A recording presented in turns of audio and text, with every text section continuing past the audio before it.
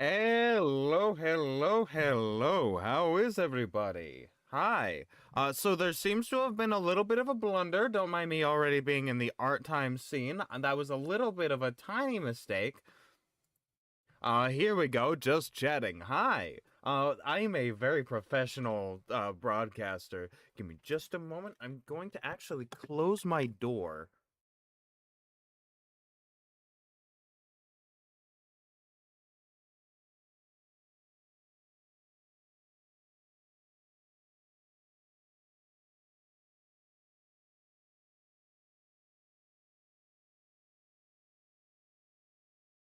Alrighty, sorry about that. Hi. But I am a very professional and good streamer, actually. I made a slight blunder. I forgot what day it was gonna be. Which is awesome and cool.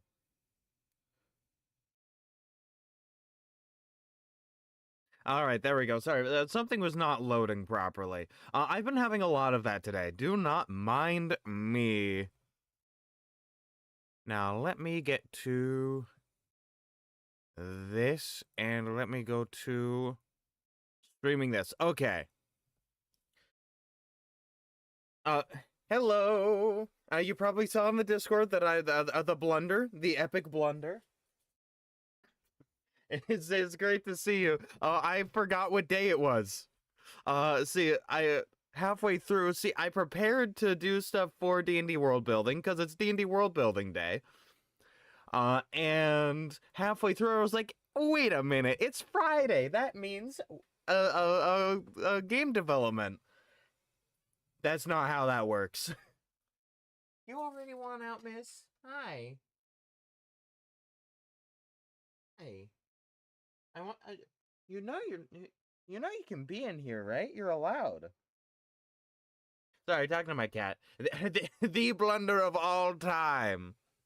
Also, you probably saw on the Discord, like the community Discord, that uh, that I've been trying to do stuff with new scene transitions. Oh, do you wanna?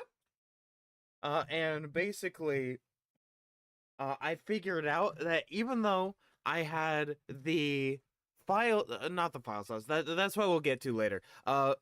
Even though I had the frame rate, the frame rate is what I do on stream, which is 30 frames. I had the fidelity lower than what I have on stream, where I had the transition as like 720p instead of 1080, which is what the stream like broadcast as. It was 2 seconds long, which is what people suggested, and yet for some reason the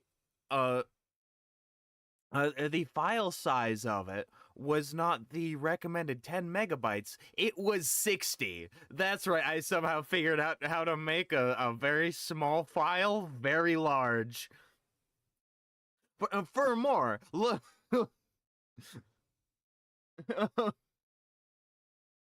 I was about to try and make a search up inflation joke, but I wouldn't do that. I wouldn't genuinely do. Actually, no, I have done that. Never mind.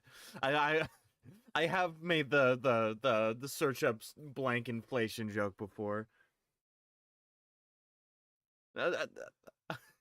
I am not as morally upstanding as one would believe. But yeah, no, we have fixed the blunder of all time. Hopefully. Everything's telling me that the stream is now returning to Faeden DnD Worldbuilding. And so I am just searching for the Outer Wilds music. No, I don't want Ori and the Blind Forest music, even though that music is so good. It's brilliant. And make sure it's looping, and there we go.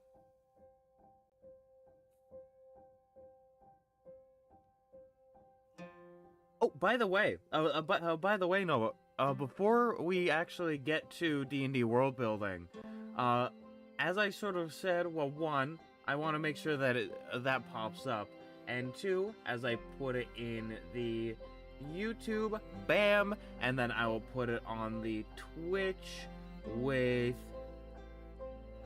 bam. Let's check out your thing first. Hello, incoming ads in 5 minutes. Very cool. I appreciate you whenever you give me money.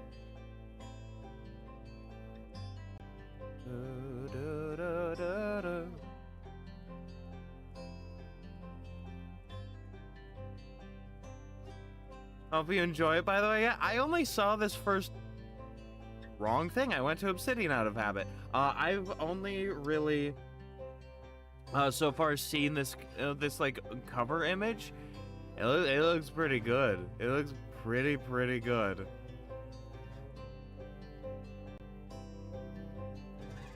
Let's see. Okay, so the backgrounds look pretty small, which means I can see them. I can actually witness them with my American eyes. Can I switch mode, please? Thank you. I'd like to see chat. Also keyword to note. Credits equal copper coins and amount. Okay, so credits are copper. The currency that we shall never abbreviate. We will abbreviate GP and SP, but we will not abbreviate copper points, or not points, copper pieces. We will not abbreviate copper pieces. The abbreviation is copper.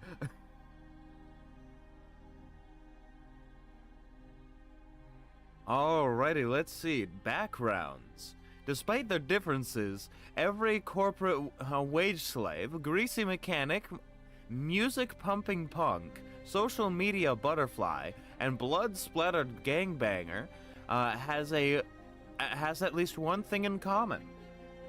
No, Jesse! Don't abbreviate cyberpunk or cover pieces! Oh yeah, you just remembered? Also, don't abbreviate Club Penguin! One background cannot be shown due to Twitch.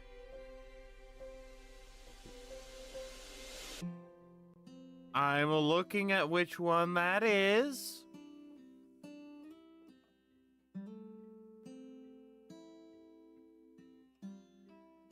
I'm having a hard time seeing which one.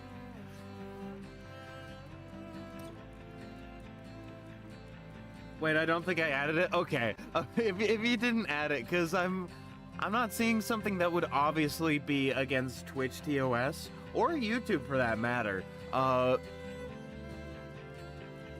Like, I guess the closest would be, like, the drug dealer, I think. Maybe wage slave if they don't like me saying slave at any particular moment, which they could decide. That is something they could do.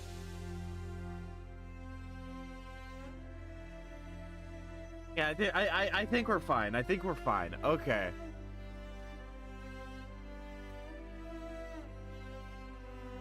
It was adult entertainer. Ah! Okay, yeah, no, they probably... Twitch is inconsistent about it, so I'm thankful that it was not added for this version that I am putting out into the world. By the way, if anybody else wants me to look at their homebrew stuff, send it in the tabletop chat, and I will try and read it during streams. I like to try and keep it to D&D world building streams, but it can slip out otherwise. Ads are about to start in like 40 seconds apparently.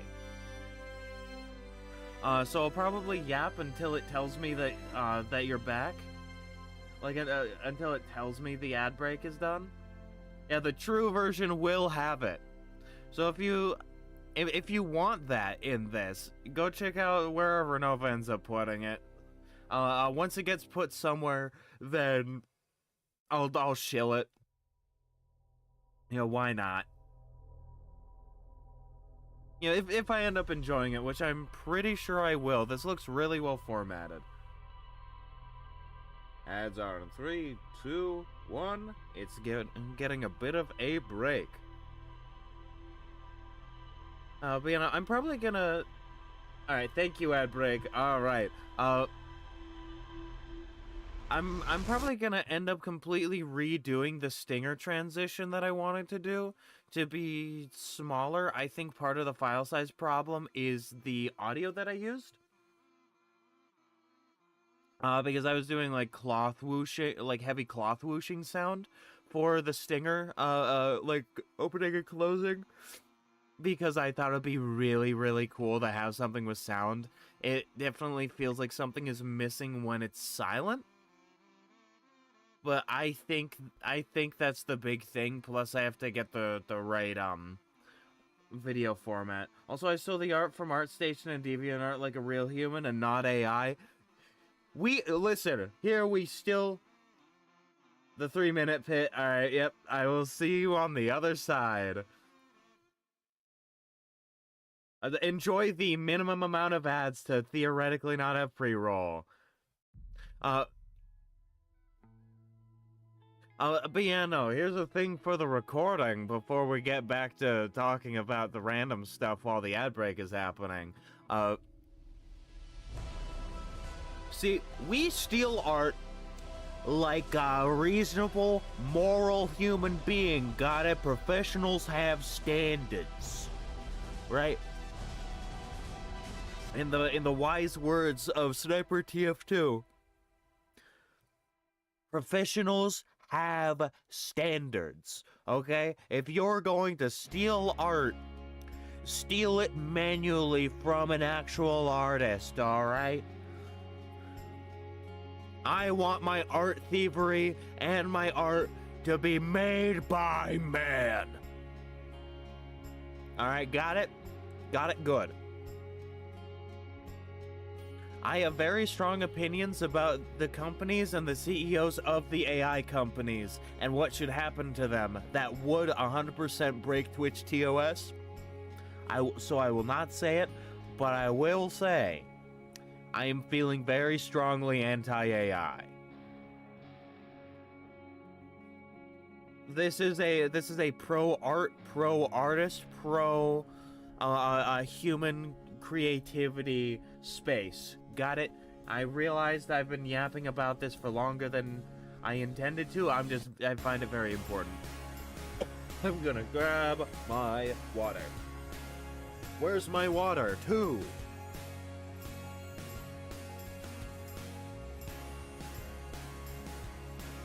Alrighty, I also got a drink of water, don't mind me, and ad break has ended. Welcome back, everybody. Welcome back from the 3-minute pit, everybody. Good to see you. Let me check my phone charge to see if I can have it as an upright thing instead of a horizontal thing. Alrighty, bam, there we go, and returned. Welcome back. I intended to get more about the stinger transition that I've been working on, but I ended up just reiterating how anti-AI I am because you brought up the stole the art from ArtStation and DeviantArt like a real human and not AI. See, like I was saying, I prefer my art thievery to be made by man. Well, yeah, in the mankind sense, you know, in the archaic sense of the word man, which includes all genders because man used to just mean human, and then it got the word got specialized later to be gender specific.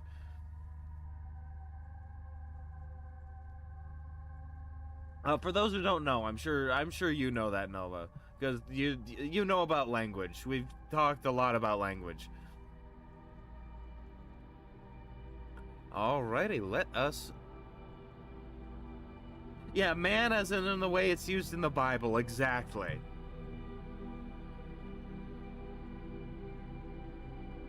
A man in a biblical sense.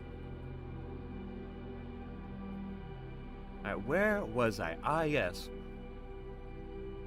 Despite their differences, every corporate wage slave, greasy mechanic, music-pumping punk, social media butterfly, and blood-spattered gangbanger has at least one thing in common. They each have a story, a past that defines who they are, and where they come from. Some won't want to tell their story, keeping their secrets close to their chest, while others can't wait for the chance to spill their guts.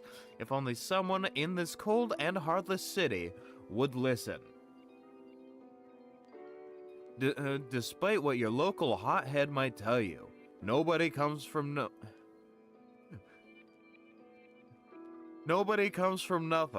Everyone comes with a load of old baggage.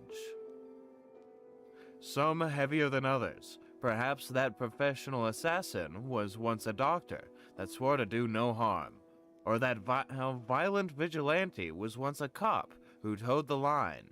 Or maybe even that bloodthirsty mercenary was once a retail clerk who got a bit too fed up with brain-dead, angry customers. Ah, so that perhaps that bloodthirsty merc went postal. Got it.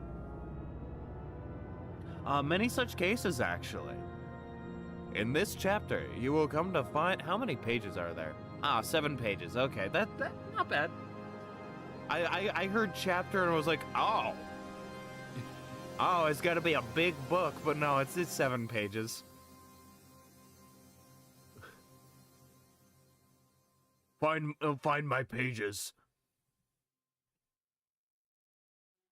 In this chapter, you'll find backgrounds suitable for modern and cyberpunk settings, with features that fit the times.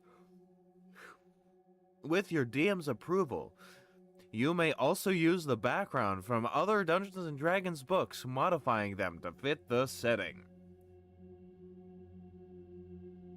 Celebrity. Fame waxes and wanes, and those who get a taste of it find it sweet and addictive. You have drunk deeply, finding yourself at the center of attention, whether it was a lasting fame or a swift rise to stardom followed by hasty descent. Your status as a celebrity has come to define your life, at least to you.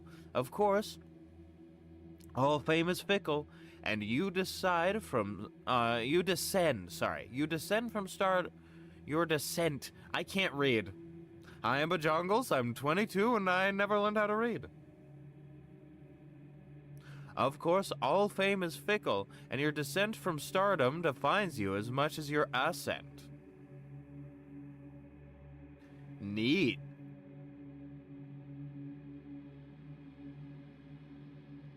Do you quickly shuffle into obscurity, or do you cling to relevance? With the death grip of a drowning man. For the latter, you may decide that there's ultimately no difference between fame and infamy. All in these 7 pages. Congratulations for fitting it into such a small form factor. Skill proficiencies. Performance +1 from amongst deception, intimidation, and persuasion. Also, there's literally nothing wrong with saying among. It's just, back when Among Us was like the hot new thing, anybody saying among, people were like, Among Us? I got into the habit of saying amongst rather than among. And I never really dropped it even as Among Us lost its relevancy. So, literally just me using an alternative form of the same word, don't mind me. +1 from amongst deception, intimidation, and persuasion. Tool proficiencies. 1 type of musical instrument. Languages. 2 of your choice. Equipment. A set of fine clothes, a smartphone, a bottle of perfume. I cannot read, I'm so sorry. And a credit stick with 1,500 credits. Okay, so that's definitely a few gold. That's 15 gold, which is pretty standard. I love a bottle of perfume. I just the stream that I listened to get feedback on how the stream's actually doing just got to me saying smottle, and it so popped into my head again.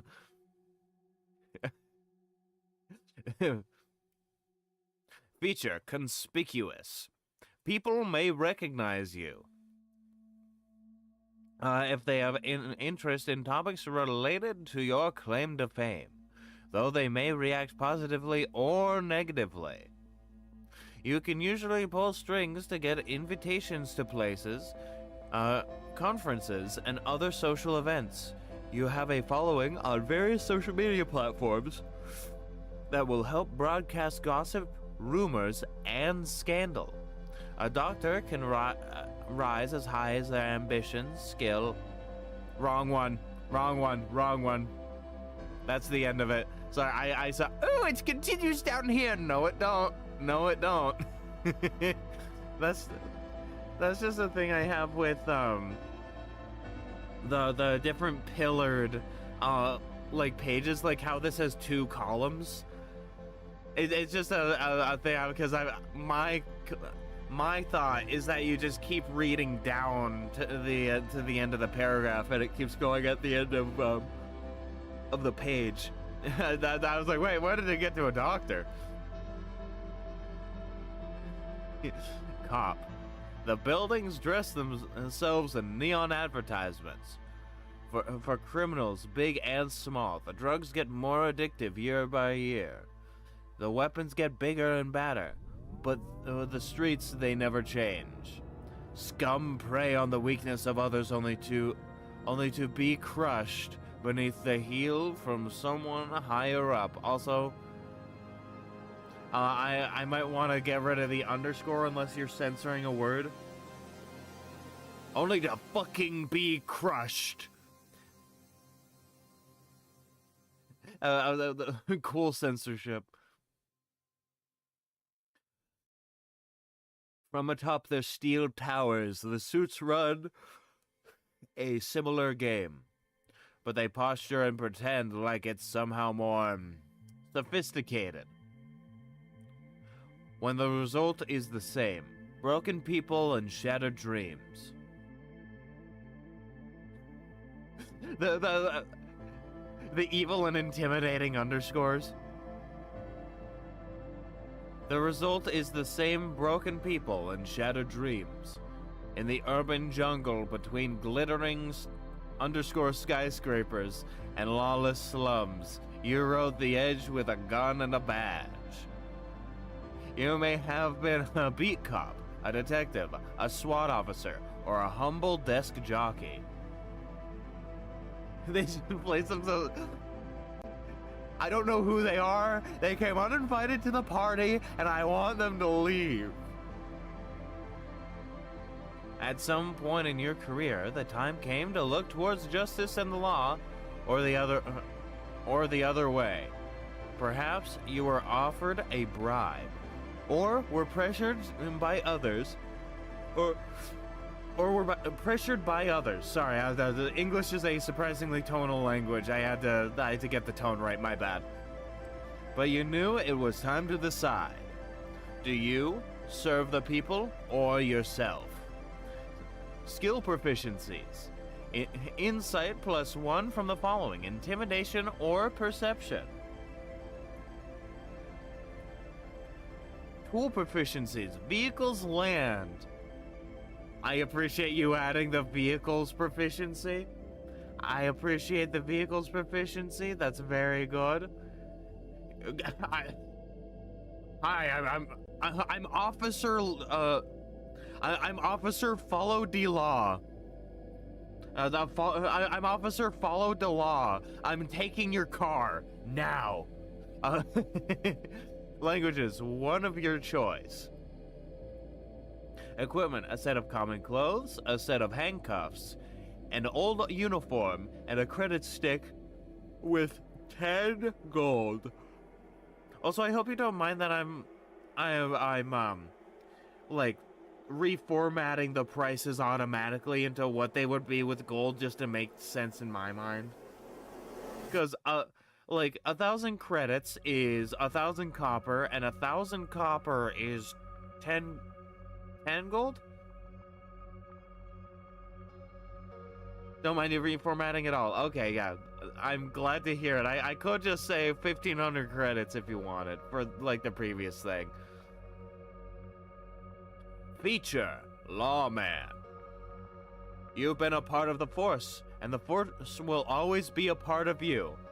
I'm one with the Force, and the Force is with me, according to Rogue One. No. Before I continue, can I just say I love Rogue One. Rogue One's a great movie. Like I really like how it expands Star Wars. It's very good. I want to watch it again soon. But I need to continue my watching all the Star Wars things that I want to watch. Emphasis on that I want to watch in chronological order. Because I'm not starting with Acolyte. I started with Star Wars Episode 1. Because frankly, a lot of the stuff set before Phantom Menace is kind of not my thing. You know how to cut through the bureaucracy of the local precincts, and you know how to work the legal system in your favor. One cop will ignore your minor crimes and misdemeanors. Or other cops, sorry, I invented a new word in the sentence that didn't exist. Other cops will ignore your minor crimes and misdemeanors. You have an easier time negotiating with security forces to question witnesses, access crime scenes, bail out the jailed, or avoid consequences. I really like what you're doing with these features of them being more like roleplay features rather than like combat or exploration so far. It's definitely something that's very needed, especially if this is a D&D 5e based thing, right? This is D&D 5e homebrew, then it's good to add more like role-playing features, because oftentimes the strictly martial classes like fighter don't have a lot of that stuff baked into the actual class.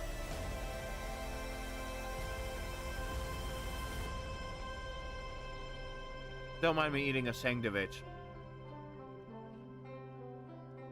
Doctor and executive are the two longest. I see. It's still not too bad, though, as far as doctor goes. Doctor, between fast cars, big guns, powerful drugs, and the steep decline, sorry, the T looked like an L. My screen is at the opposite side of my desk from me, which is small, but also I'm blind, so I'm gonna zoom in a bit so that I can read it.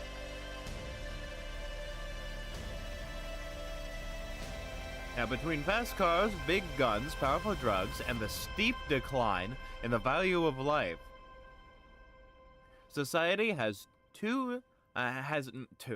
no shortage of casualties. Doctors will always be in heavy demand, their skills and tools allowing them to make the difference between life and death for their patients. They are often respected for saving the lives of family members, or blamed and despised for their perceived failures. Modern medicine has advanced to the point of completely restructuring a person's face and body, replacing limbs and organs with vat-grown tissue, enhancing individuals past their natural limits with cybernetics, and more.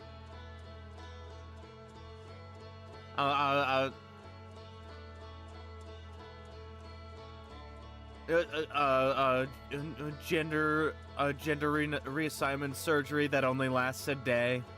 Yeah, we could like totally replace your everything in like a day. Yeah, I mean, it'll cost literally the organs that you're giving us, plus like all that shit, right?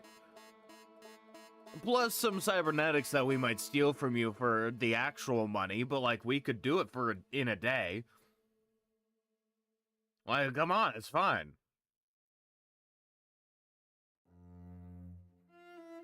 Of course, a person's access to healthcare may depend heavily on their financial situation.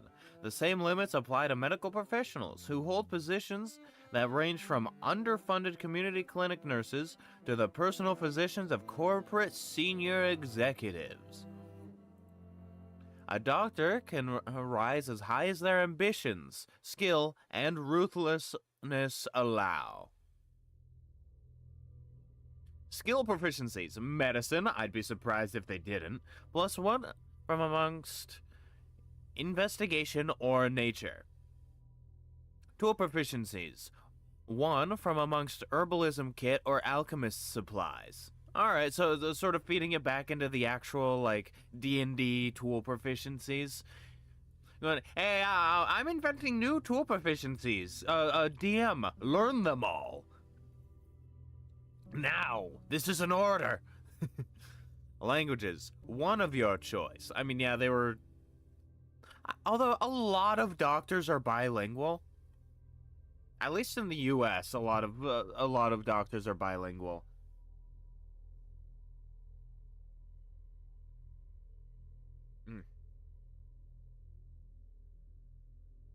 I have a ham and cheese sandwich with me. That's ham and pepper jack cheese. Incredibly underrated cheese, I think. Pepper jack is great in stuff. I put some into some mac and cheese, like some macaroni and cheese that I made. I forget how long ago, but it was pretty recent. I was thinking of making it 2 languages, not gonna lie. Yeah, no, 2 languages kind of makes more sense.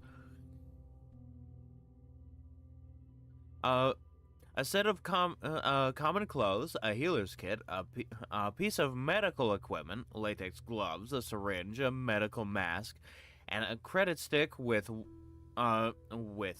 10 gold.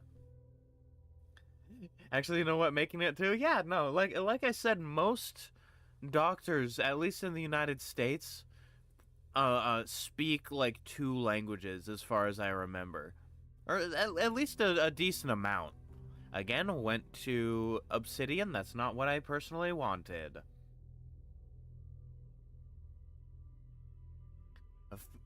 Feature primary care. You can always find a back alley clinic or hospital willing to. You forgot to add a space here. That's just minor spelling mistake. I win. To treat you and your companion's wounds without asking too many awkward questions. You also have an easier time acquiring pharmaceutical chemicals and drugs, as well as other medical supplies. Additionally, you know where you can gain access to a medical lab for research and experimental purposes.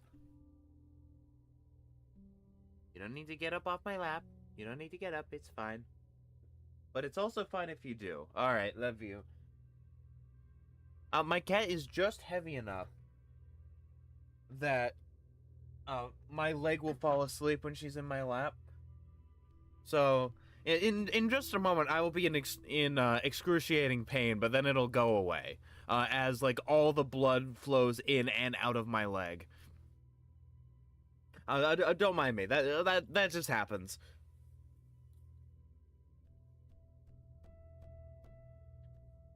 Drug dealer. As soon as I say that, my Twitch gets deactivated. It's gone. I become a YouTube exclusive streamer. No, that's. I hope that's a joke. YouTube is mostly for archival purposes. I enjoy. Oh God, it's coming back. Oh God. Don't mind me. I'm just gonna let it all happen. Okay. Oh, that's not fun. Jeff Bezos snipes me from like my window. And I got an award for streaming excellence to the back of the head. Okay, I'm not in as much pain now. It's just I can't move my leg. Okay, that's fun. All right. Business is business. From the fanciest strip malls to the dirtiest alleyways and street corners. I love that you say the fanciest strip malls. Oh, like any strip mall is fancy. Oh, like any of those are fancy. That's awesome.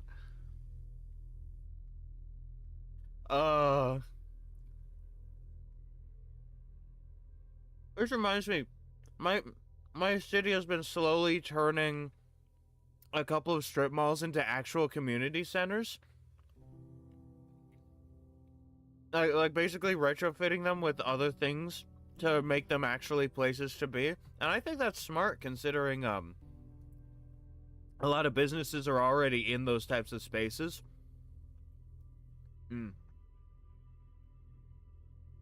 So, you know, I'm pretty happy about it, actually.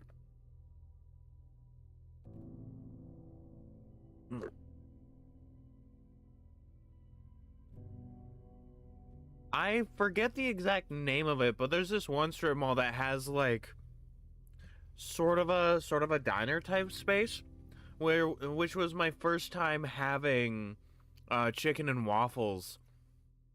And I understood what the hype is suddenly. Like I took a bite, I had some of that the waffle with the really sweet syrup, and then I had some of the breaded like the breaded and fried chicken. Got that sweet and savory with those good carbs in there, and I realized just how beautiful that flavor combination is. And I would love to go back sometime.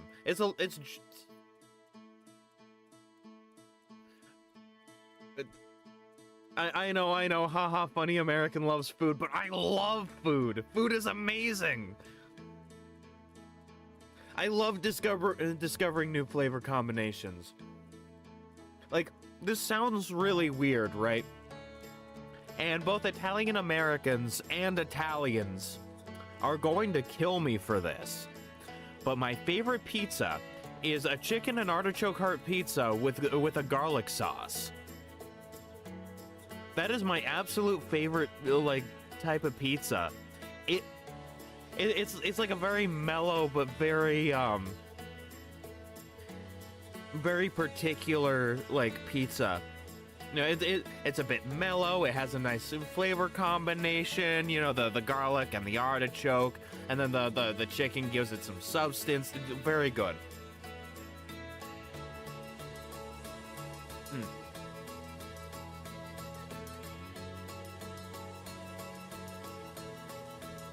Anyways, some people might disagree that you run a real business, but you provide goods that the customers demand. Is that a dash? I think that might be a dash. Yeah, that's a dash.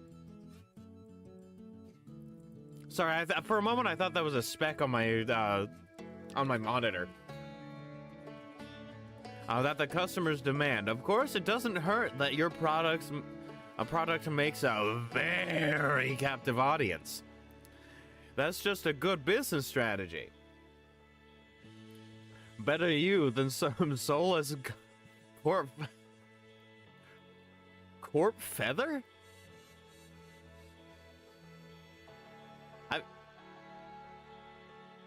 What?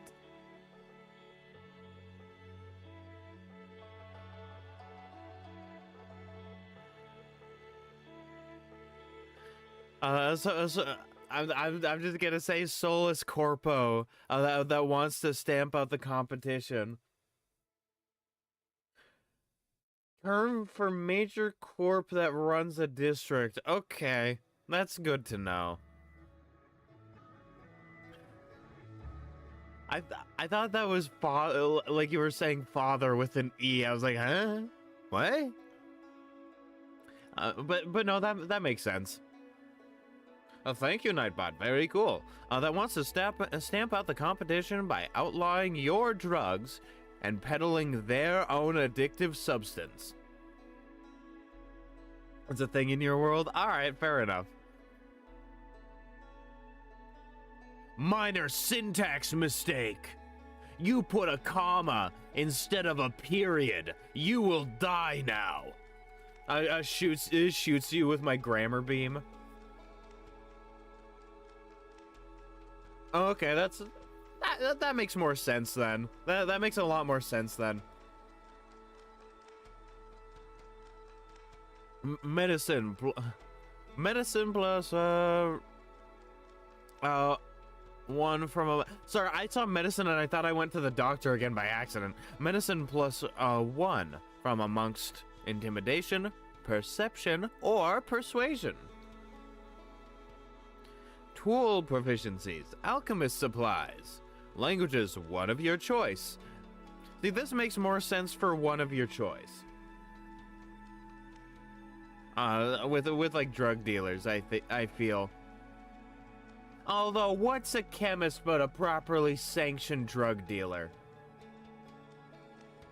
I mean, if you're rich enough, they'll just hook you up with some of that ketamine. And other stuff, and a lot of opiates. A lot of opiates.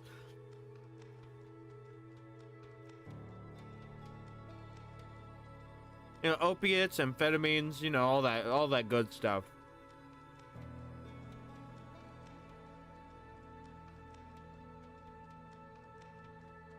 You know, a lot of that stuff that would still fuck up my body, but would, like, not mess with my brain as much as maybe it should. Equipment, a set of common or fine clothes, 5 doses of a common drug of your choice, and a credit stick worth 10 gold. Feature, street pharmacist. In places of high and low society, you can always find someone to buy drugs from. So I thought just being silent and highlighting the eye that was there would be really funny, and I was right. I found it really funny.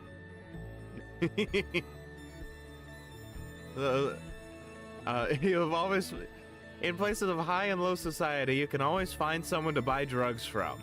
Given access to a lab and a few minimal supplies, you can feed any drug addictions you and your companions have. When you spend time in someone's presence, you can tell if they're currently high or on any common street drugs. I mean, as long as you're not high on your own supply, you know?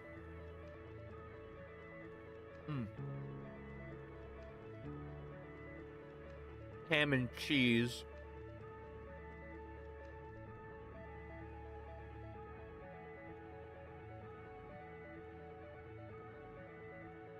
I'm being careful while eating the sandwich because I almost choked to death on bread this year, like earlier this year. That was fucking scary, by the way. Executive is a long one, law. I can see that. It should be fine. Should be fine. But yeah, no. So like, if I have anything that's like a sandwich or toast, I will fucking sit down, even if I'm in the middle of doing something, to eat it, because I don't want to fucking choke to death again. Just a side note. Well, so I tell you what, it really makes you appreciate life when it's almost taken away from you. My friends still make fun of me for saying this is a bread upscale, and I find that really funny. It's really good, actually. I like that joke.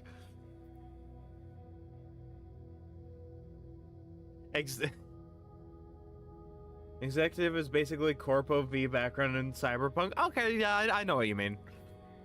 I have not personally played Cyberpunk, but I have seen somebody play it. And I've seen a bunch of videos on it. Executive.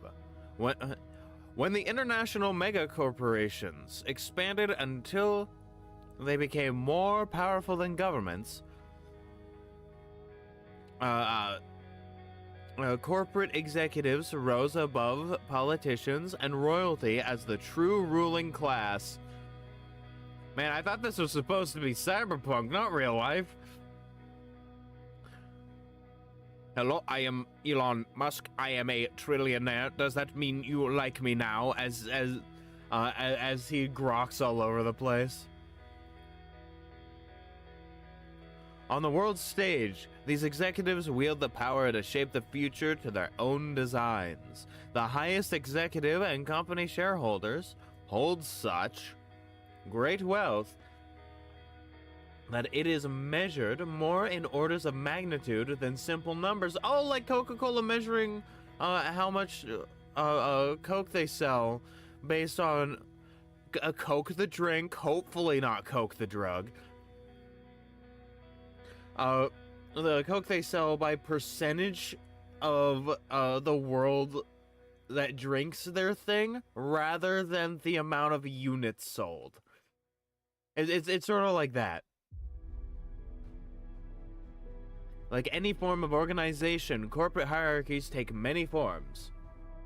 For some corporations, they are a family business. The sons and daughters of executives are bred and trained for success. Okay, so they're literally bred and groomed. Wonderful. I just love the rich, don't you? What's the phrase? Wikipedia's list of executions by guillotine is incomplete. You can help by expanding it. I remember Gremlin making that joke, and I find it mildly funny. The money passes down the bloodline. For other corporations, promotions are merit-based. Oh, and another thing on family business thing, with like, for instance, Japan's businesses where they're family-owned, they will adopt other like adult businessmen into the family, and they take the family name so that they can take over, and so it remains a family business for like thousands of years. So that's another way that the corporations can be a family business. For other corporations, promotions are merit-based. Of course, in many cases, merit is defined by the most cunning, ruthless, and vicious individuals willing to ascend a staircase of bodies and broken dreams. Skill proficiencies. Insight +1 from amongst persuasion or deception. That happens here also, marrying into the family counts. I forgot it happened here.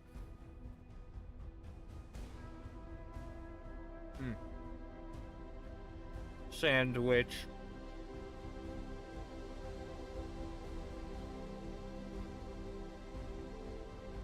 Tool proficiencies, none. Actually, the tool proficiency is the peanuts they're jorking. Languages, 2 of your choice. That makes sense. Equipment. A set of fine clothes, a high-quality smartphone, an award from your company, and a credit stick with 25 gold. Let me get more water. Feature. Corporate etiquette. You know how to speak with corporate employees, speaking to managers and wage slaves, each in a manner befitting their station. You could get very fucky with power dynamics with that. You could get very fucky with power dynamics. You know how to communicate with corporate bureaucrats in an effective manner to get what you desire with minimal delay. When negotiating a transaction with a corporation, you can always at least get a fair market price. I know you're aware, I just wanted to say it out loud so it wasn't in the subtext. You ever heard of subtext? Me neither! Fixer, now we're talking. Now we're talking about cyberpunk. Do you have a scumbag that needs killing? A vault that needs cracking? Illegal product that needs moving? Bodies that need guarding? There are numerous specialties. Not specialties. There are numerous specialists looking for work on a contractual or contingent basis. Often without the more official aspects of work, like documentation or benefits. They go by many names: freelancers, mercenaries, consultants, and other less reputable titles, such as perhaps a cyberpunk? Maybe an edge runner? A fixer can find work by many means. Smart fixers will have offices looking to set up jobs for a small cut, while others may have to advertise their services on digital or physical black markets. It may be dirty, dehumanizing, and often dangerous work, but someone has to do it. Well, maybe some of the crimes you've committed don't have to be done, but you gotta make a living somehow. Though in this dark... I read this in this dark age. Oh, the rage, my little dark age. I hate that right-wing chuds online have co-opted a little dark age. It's like how they co-opted fucking The Matrix and American Psycho, or it's like, and The Boys for a while until the creators made it very clear that they are the villains of the story, and then they got really mad.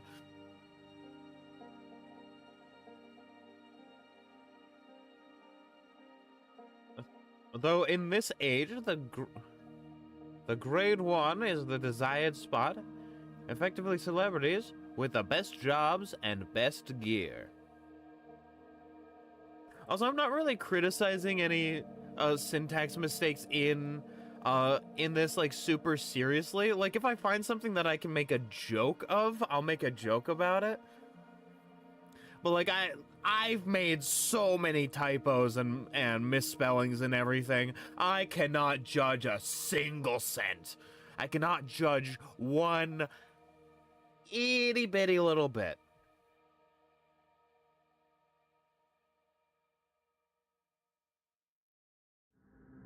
Like, for instance, the underscores are very funny. I like adding extra pauses when those show up.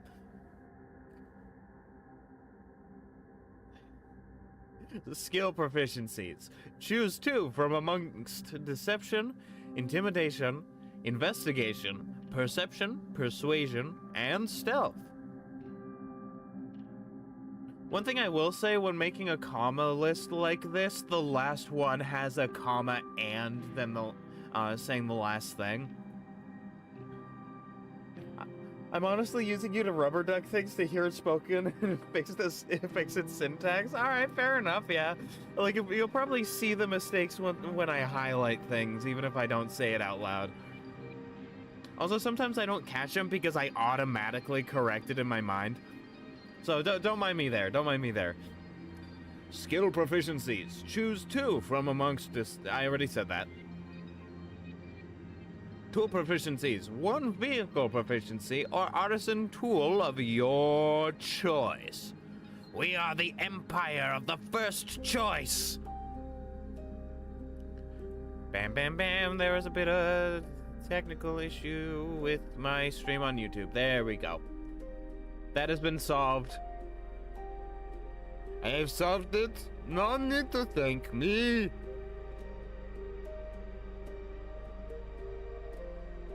Alright, languages. 1 of your choice. For Fixer, that kind of makes sense. I could also see...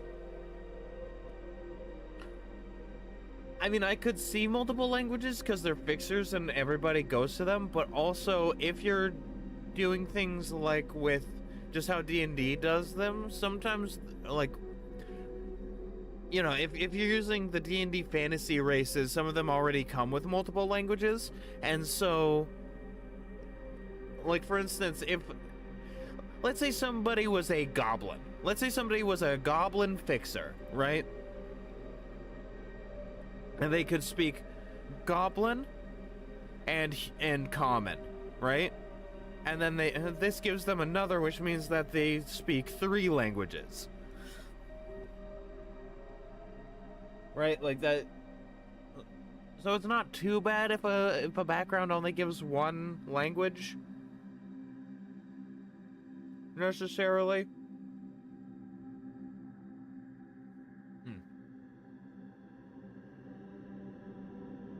Equipment: a set of common clothes, a phone, a trophy from a previous job, and a credit stick worth 20 credits. Feature: criminal element. Oh my god, they discovered a new element on the periodic table. Criminal. It seems there's heightened levels of criminal in your bloodstream. It is highly dangerous, and if left untreated, you will be sent to jail and perhaps even killed. You're familiar with various black markets, able to find potential offices who can hook you up with jobs. However, it isn't guaranteed that the jobs are good and the clients are trustworthy. You are also familiar with other fixers other than the celebrity fixers. Able to identify the names and specialties of any given fixer with at least a little bit of history in the scene. So, you know, they probably wouldn't know somebody who just started yesterday, but let's say somebody's been at it for a year. And they're like, oh yeah, I heard about that, what's their name? The Lilith or something? There's like 50,000 Liliths that are fixers. The 50,000 do not matter, but I think I heard about them.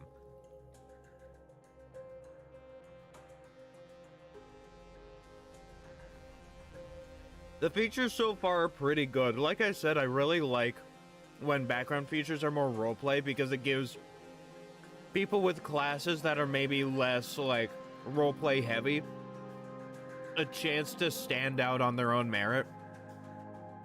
Versus, like, I guess having to build stuff from scratch.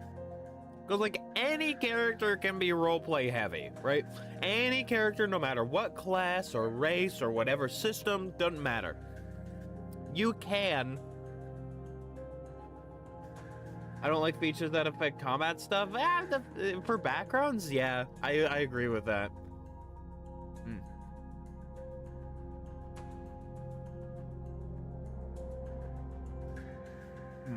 Sandwich. Like, my two favorite backgrounds in just base D&D are like, the 2014 PHB are probably the Guild Artisan and the Folk Hero. Because I feel like those give some really nice connections and some nice world building stuff. Urchin also gives some good stuff like that. But, like, I don't really use Urchin all that much personally. I remember for, like, the first year that I played D&D, basically every character was a guild artisan because I really liked the tool proficiency, even though I never used it. But, like, you know, it gives a nice little flair. Gangster. The streets. I autocorrected this as the streets and the slums versus the streets of the slums. So don't mind me on that. The streets of the slums are stained with blood, night after night. The cycle of violence grinds down the local populace with endless turf wars, blood feuds, and revenge hits. Sometimes the only way to survive is to be tougher and meaner than you thought you ever could be. You have survived, or perhaps even thrived under these savage conditions. For people without family, friends, or hope, a gang can come to take their place. It's a swift transition from you being recruited into a gang and taught their ways, to you recruiting others and brutally upholding the gang's code. While you might not have a long life expectancy, there's nothing quite like riding a motorcycle down the road at full speed with your gang at your back. An interesting thing with gangs is they're not actually that much different than big corporations. You know, they're both like, hey, we're a family. You want to go above and beyond for your family, right? And that's how you know it's a bad situation.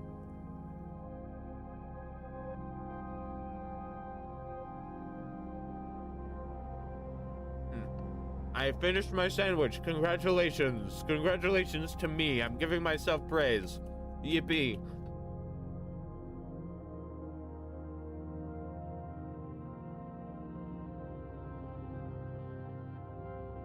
Skill proficiencies.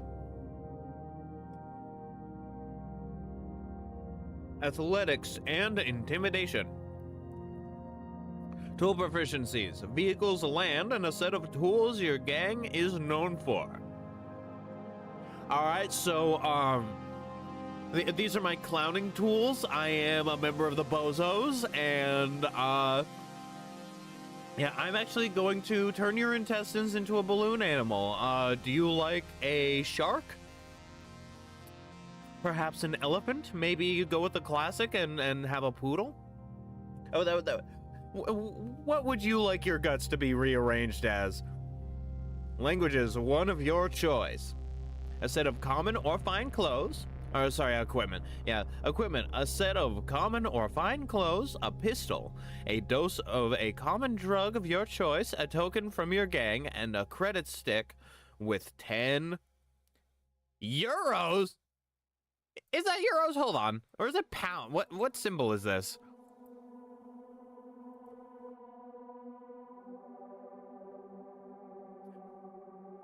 Hold on, I'm looking this up on my other Google.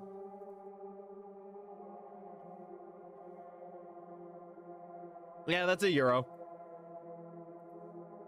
You know, we suddenly went from credits to euros. What's the exchange rate between credit and euro?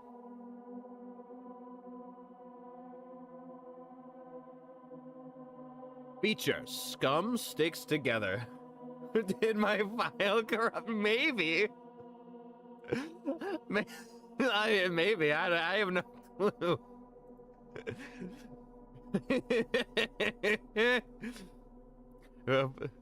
Feature, scum sticks together.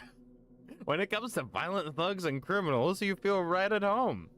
You know the lingo, slang, and signs that that allow you. I would personally say allow you to speak, even though there's nothing. Well, I mean, if you want to say it, and signs that let you, it's either and signs that let you speak or signs that. Yeah, it would be let you speak. Sorry, I was like, hold on, but am I wrong? Am I the fool? I mean, yes, but am I the incorrect person in this situation?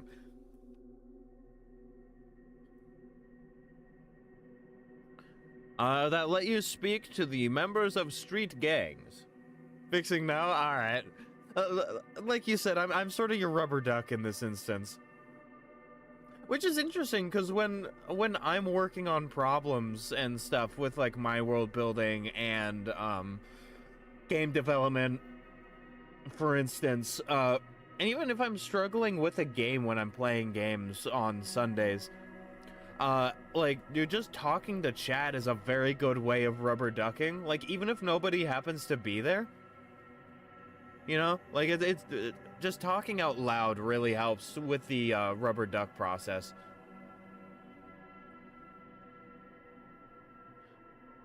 They will recognize you and have some level of respect for you, though enemy gang members might still be hostile. They might still remember that you shanked Charlie. And, you know, they really like Charlie. Additionally, you can find some place to buy a stolen vehicle on short notice. Scientist. I'm probably gonna take a break from looking at this once I get through all the backgrounds, just so I have time to actually do my own world building. Yeah, I'll get back to this another time. Is what I mean. Like after that. Scientist. As a scientist, you are responsible for pursuing knowledge, testing hypotheses, and advancing civilization one step at a time. Don't put that much pressure on me. Don't put that much pressure on me. I'm just doing it because I like how the plants and the animals look and act. I do it because I find soils interesting. I'm like, ooh, that's a little springtail and perhaps even a roly-poly in there. Joyous. And its fish is particularly iridescent today. Ad start in 4 minutes.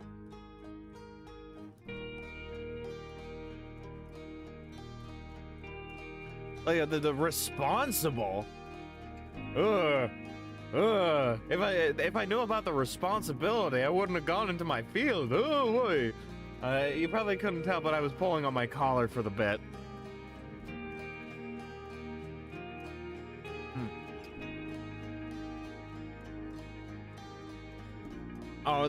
While the various fields of science have come far in recent times, for every new discovery and for every new piece of evidence that supports a theory, additional questions arise. For the modern scientist, this creates an endless supply of possibilities. Hmm.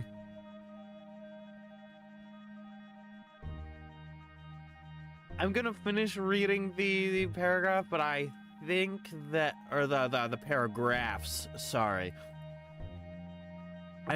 So far, I think some of it might need to be reworked a bit in terms of how it flows. I often find that reading something that I write out loud helps me find if like the flow of it, if the cadence, if the rhythm is a little bit off. Because in sort of any language, but very much so English, the rhythm is very important. Of course, with the pursuit of knowledge comes the rise of ethical dilemmas. Forget that English and Polish flow very different. Yeah, I mean, it does make sense that they would. But also, of course somebody would forget that, because that's something I would forget.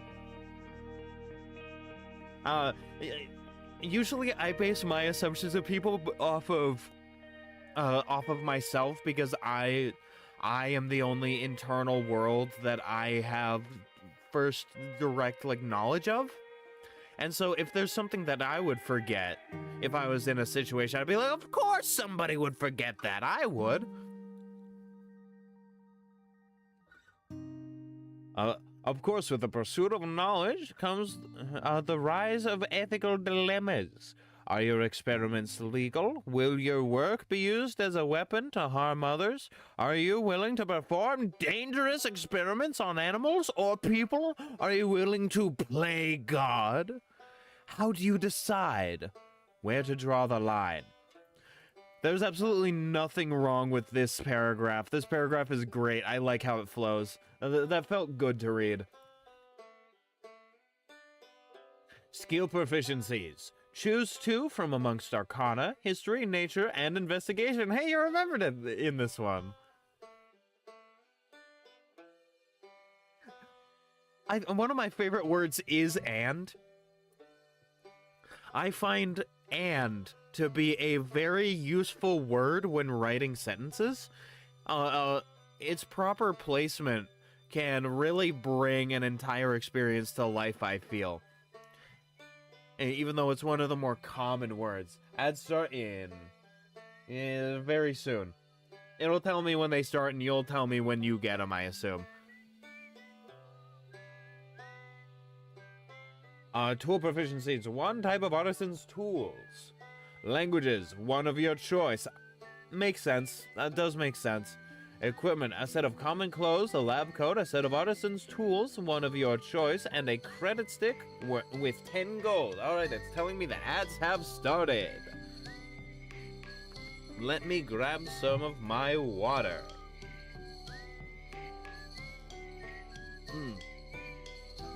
Yum, yum, yum, yum, delicioso. The ads grab you. You get set away like. Ah! Can't wait to edit that. That's gonna be great. But yeah, no. Hi, how is everybody? Welcome to another 3-minute ad segment. It's great to see all those who are witnessing either in the VOD or through having a subscription. Which, by the way, I want to say special thanks to Irregular Gremlin and what is their full title? I want to give their full title as respect. Creeps, King of Limbo, for subscribing to me. I really appreciate it. The more viewers and followers and subscribers that we get on this channel, the more I'll be able to help support my family with what I do, and the more that I will be able to support you, the viewer. Yeah, let me grab more water.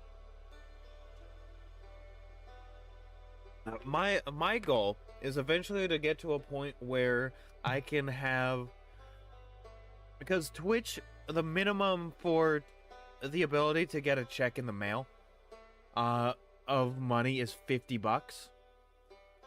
And so I want to get to that point of being able to get a check every month.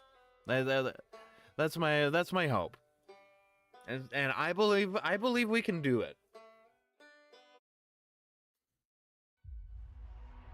Plus I have a lot of stuff in the works. If you're on the Discord, you probably saw me complaining, and also I talked about earlier the Sting transition and how I'm gonna completely have to redo it to be a much smaller file size, because it needs to be 10 megabits or my OBS will kill me and then itself. So that's something I'm probably gonna do later, before I have a session 0 today, for a new proper like DnD game. It's been a while since I've done a proper D&D game. I've played a lot of tabletop games, but it has been a bit since I've played like an actual proper D&D game. The last one was... And it's telling me that we are back from ads. I will sort of reiterate part of the point that I was talking about before ads got back. Hello. As I was saying, it's been a bit since I have been playing in a proper like D&D 5e game. The last one was a Chowder inspired tabletop game. Hi, welcome back. Like fantasy game that Clockwork Stephanie was running, where like the adventures are centered around getting different ingredients, and then the end of each like short adventure is like skill challenges, which is a mechanic that my group absolutely loves. So if anybody ends up being in a game run by me or one of my friends, get ready for some skill challenges every once in a while. They're amazing mechanics. Like doing skill challenges to be like, what do you do to help cook the dish? Which really helps, considering that I am a fighter. I am a Warforged fighter who's a stove. His name is Steven. So I am literally the cooking surface for many things. Very cool. But yeah, it'll be nice to play it in another like proper D&D 5e game again. Feature Lab Rat. You always know where to find a relevant laboratory when you need one, and fellow scientists are more inclined to let you utilize it. When you need to research esoteric topics that aren't available via search engine, you know where to find relevant repositories and archives. You just forgot an R at the beginning of relevant. Even if you can't access them due to certain restrictions. Wage slave. Observe the modern wage slave, packed into cubicles, offices, and behind service desks. They engage in a life or death struggle with boredom, impossible deadlines, impatient customers, and sadistic supervisors. They trek home on sketchy subways and vandalized buses to their coffin apartments, spending their meager paychecks on garbage instant noodles, barraged with endless attention-grabbing advertisements along the way. They devote their precious free hours to watching comfortably bland sitcoms and playing whatever game is most popular before passing out well after they should have gone to bed. They dream of success, of wealth, of fame, and other things they can never have. The next day, the cycle begins again. Such is the way of the wage slave. Skill proficiencies. Choose 2 from amongst deception, persuasion, perception, sleight of hand, stealth, and survival. Tool proficiencies, 1 type of artisan's tools. Languages, 1 of your choice. Equipment. A set of common clothes, a cheap employee of the month award, a set of artisan's tools, 1 of your choice, and a credit stick with 5 gold. Feature, Urban Survivor. You know, the cheapest thrift stores, pawn shops, restaurants, and other stores where you can find discounts on everyday goods. Yower. We found a new southern contraction, y'all. Yower. You're good at finding coupon codes and cut rate prices for online shopping. Event tickets and public transportation. Additionally, you can make meals even when resources are very limited, such as from a fridge containing only condiments. I'm really liking these backgrounds so far, and I will get to looking at the rest of this another time, probably after stream. Hopefully I don't forget. But so far with these backgrounds, they're pretty good. I think the one thing really is the doctor should probably have an extra language.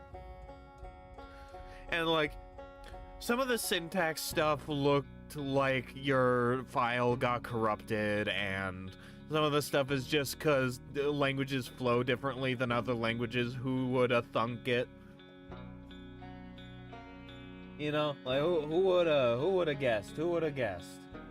And let me swap media capture to invisible so I can close that window. Alrighty.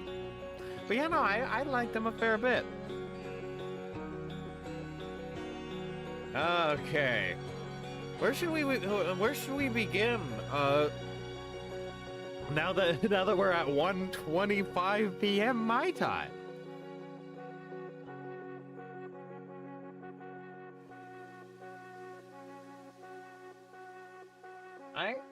I had my obsidian set up for my OBS being behind it. I don't know how to feel about. Huh. Oh well, that's the more than fine. More than fine, trust. I forget exactly where we were last time. I remember associated merchants. Let me turn my volume down on my computer. There we go. Okay. I was having the music blaring in my ear. Absolutely blasting my eardrums. I remember Sean Dehaney. I remember Jean-Marie Rousseau. I remember Dolly Fisher. Oh yeah, we were gonna work on the rest of these people. Bartolomeo Sandino. Tanya Goodfind. Bronwyn Pierce. What? I can assure you autocorrect. I spelled it exactly how the name thing told me to spell it. I'm sure there are a million different spellings because it's an old name, I think. Bronwyn Pierce.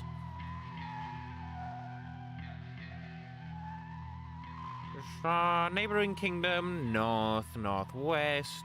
Jean-Pierre Rousseau's from Neighboring Kingdom, the one that I put down. Dolly Fisher is a local person. I think Bronwyn Pierce. I'm going to add link.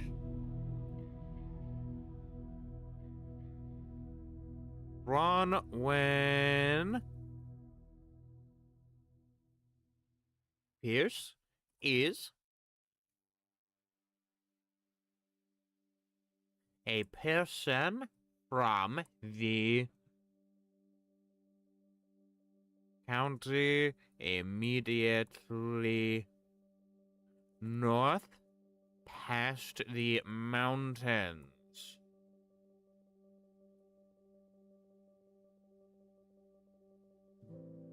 Joyous. I love mountains. I love mountains. I love them. I love them. They're wonderful.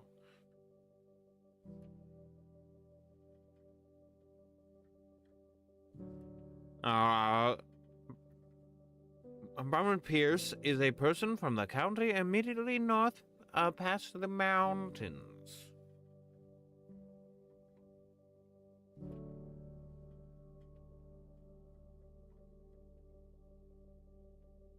Let me see. Pierce is an old...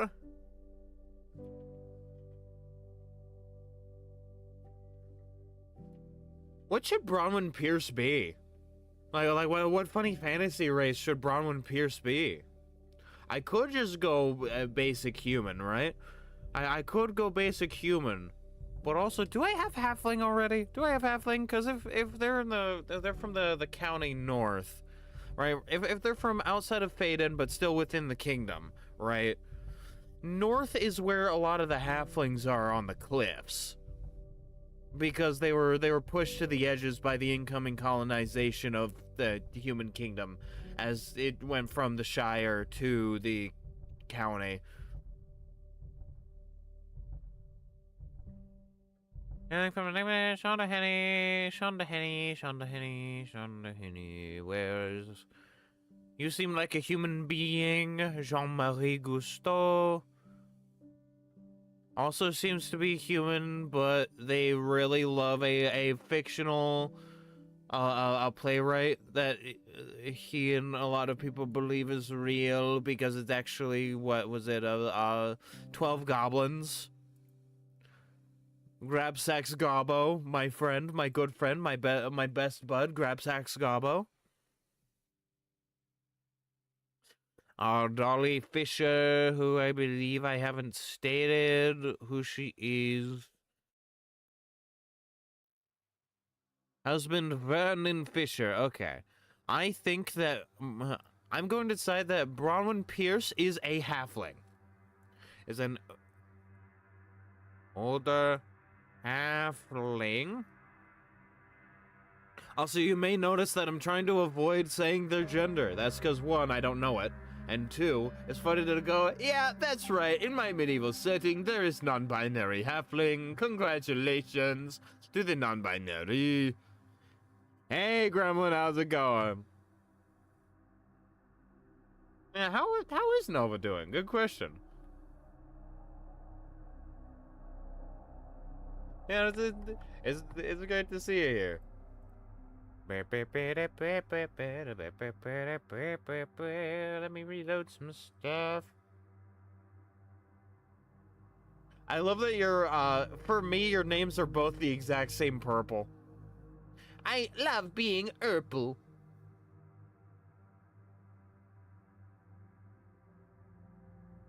Alright, there we go. Yes, splendid.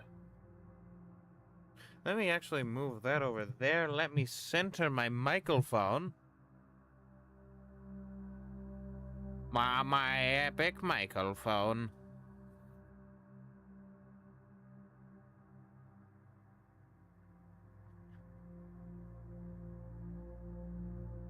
A good fic I've been following just got 3 new chapters since yesterday. 3 new chapters since yesterday?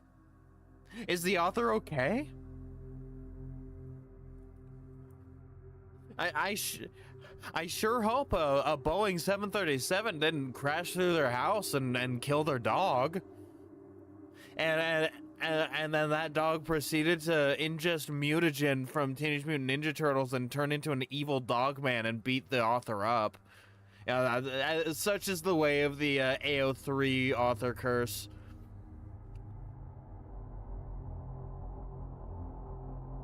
Ah.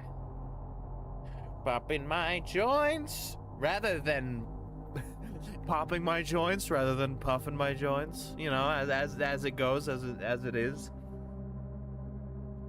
Pierce is an older halfling who is rather experienced in driving caravans.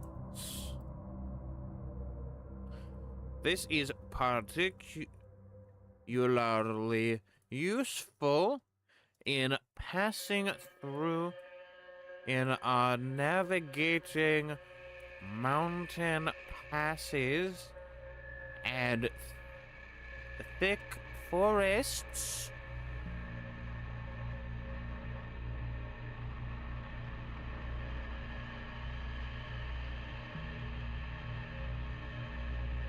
On their way to seal kissed by a rose on the grave. Sell goods.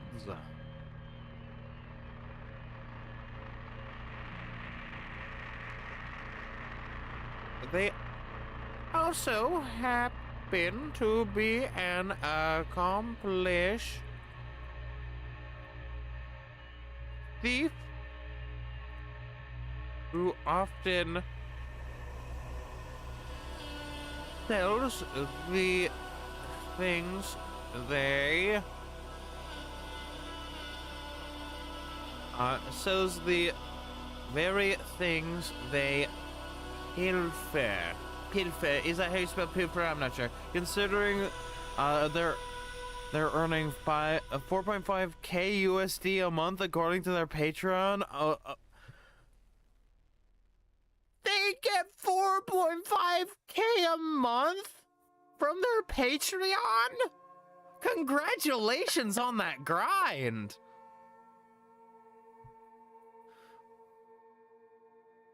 You gotta respect.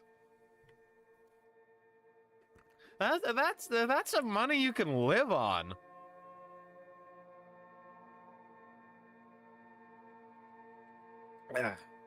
Water.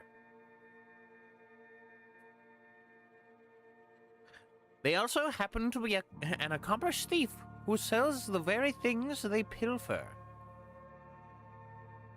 I need to double check that I didn't just fuck up the word pilfer so bad it's not telling me it's wrong.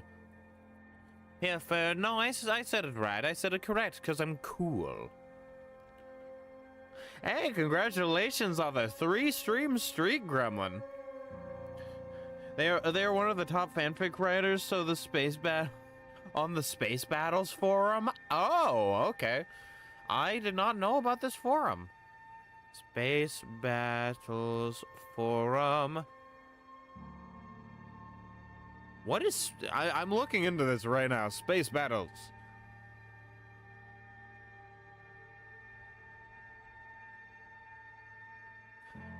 They have a new sibling site called althistory.com, apparently. Neat. I'm glad I peruse forums, because that means I can generally gather what the format is. The Creative Works subforum. Creative Works. There's a Creative Library. Creative Works. I'm assuming Space Battles is like sci-fi, or is it specifically like Star Wars fan fiction?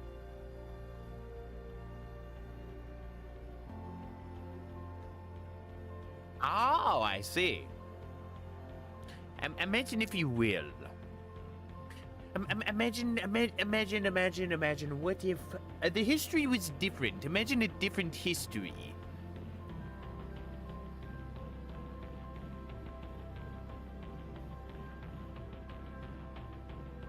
It was originally a Star Wars versus Star Trek fan forum? Oh, interesting.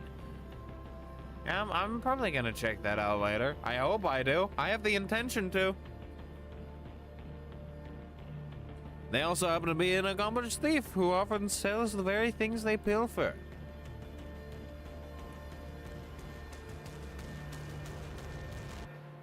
Hmm.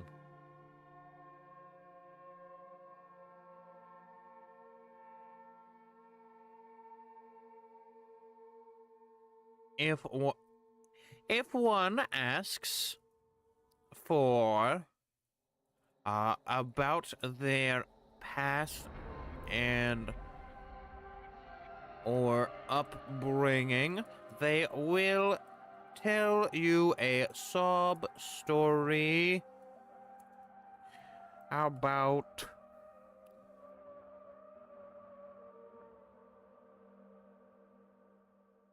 how they were a homeless orphan on the streets of some city. The name changes based on depending on what they think sounds better at the time. And starting their business from nothing. This story is a bold-faced lie. Bronwyn Pierce is the child of, I wouldn't say nobility, they also have forum quests. Ooh. Oh, that's fun.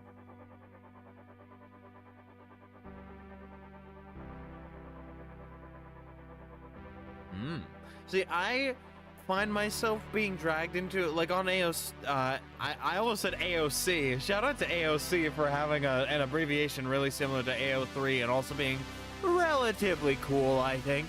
On AO3, I find myself being dragged more into original work than fan fiction, because I just like to see what people come up with, especially when there's world building involved. I like weird world building. It's one of my favorite things. It's fun. A lot of the times when I see a fanfic about a property that I enjoy and they do something that I'm like, I don't think that would happen. It brings me out of the experience. So I tend to like original works because there's nothing to build off of.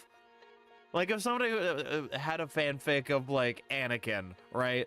Like it was an Anakin story, and I thought Anakin wouldn't do that thing, then I'd be like, Anakin wouldn't do that thing. Bad story. I'm gonna leave now.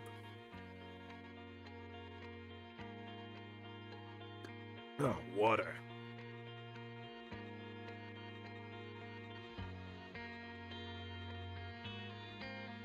Comes from a family with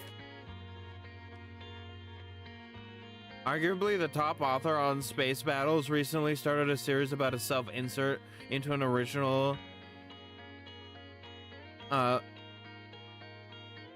is that Janja? Or is that Ja or Sha? I forget how that's pronounced.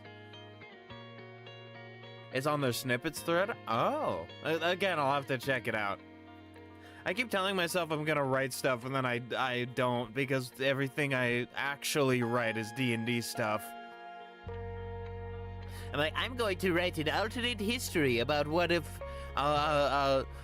the original idea that the founding fathers of the US had of a twin, like, sister republic starting on the West Coast actually happened, and it wasn't assumed into the United States. What if that happened? Right, like that's sort of an idea I had for like an alternate history thing. And I never get around to writing it. Never do. Because everything I'm like, I'm gonna sit down and write is about my setting. It's like Chinese high fantasy. Okay.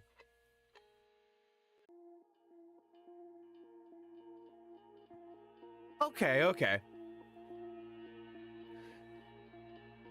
That is good to know. I'll have to check it out.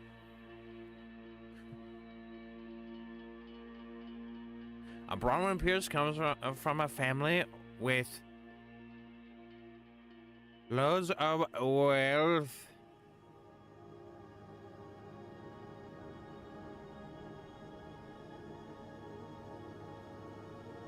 After they married their way into low nobility. I think I like that, and now Bronwyn Pierce goes around and they tell their sob story about being a self-made rich person. You know, their self-made wealth. You know, when in fact they steal a lot of the stuff that they sell.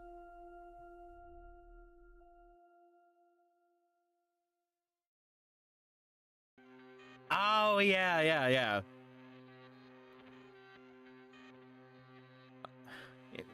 Yeah, like all of the physics-defying kung fu movies, which I do find fun. I find greatly entertaining, actually. I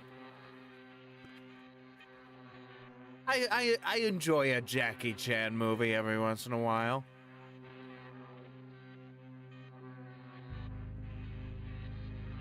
Not just because in his movies he's incredibly hot, but also just because they're fun movies.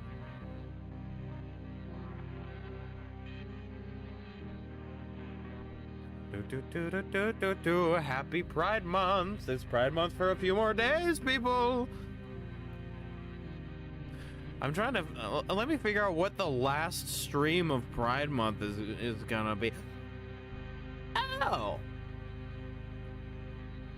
The last stream of Pride Month is gonna be a One Piece fan art stream. That's fun. And then after that, it'll be for the month of July, it'll be Art Fight, which again, also very excited about. Comes from a family with lots of wealth after they marry their way into low nobility. Very good. I think that's enough for Bronwyn Pierce. Bartholomew Sandino. Thank you, Nightbot. Very cool. Bartholomew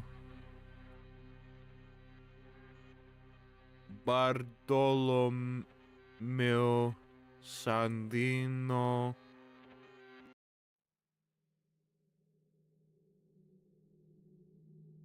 Is a sailor from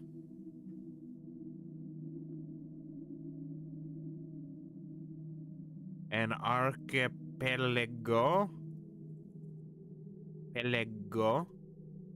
Of course, that's not how you spell it. Archipelago. Okay.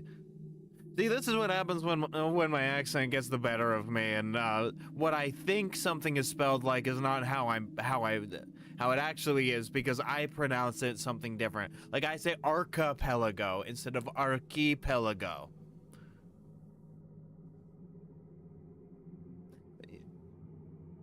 Archipelago. Bartholomew Sandino is a sailor from an archipelago far to the south.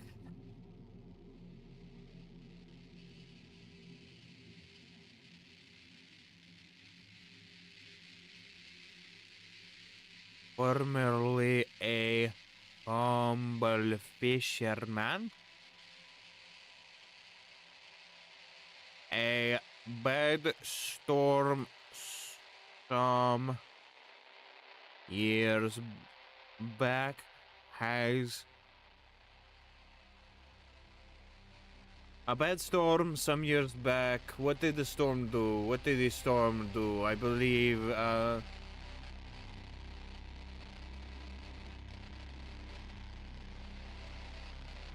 What do you think? I'll put some microphone in y'all's faces.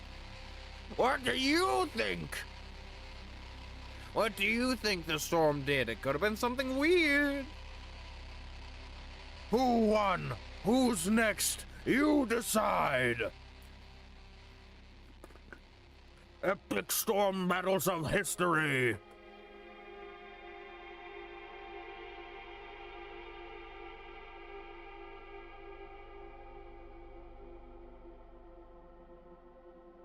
Because I could just say that, like, it destroyed his island, you know? I could just say that.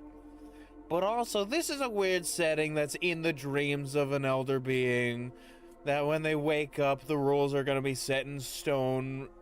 Since the last time they woke up, and all the other worlds are, like, all the other worlds in sort of the universe, I guess, like the multiverse, all realities were dreams of this deity sort of thing, this god, this being.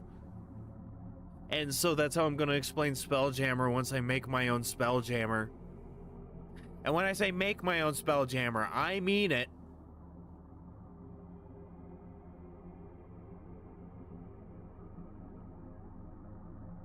Like, not literally Spelljammer, right, obviously, but, you know, taking the concept of fantasy ship stuff in space, like a fantasy space opera sort of deal, which I'm such a big fan of, and I'll get to put one of my...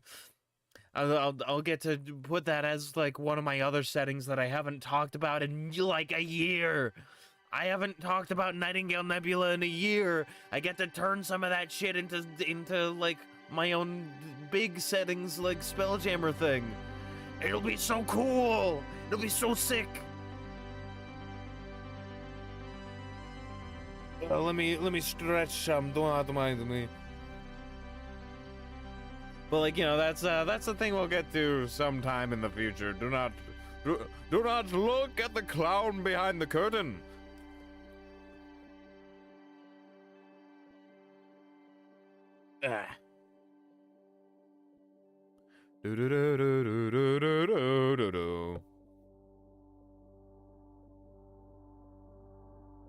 Slightly unwieldy charging cord, I will best you yet.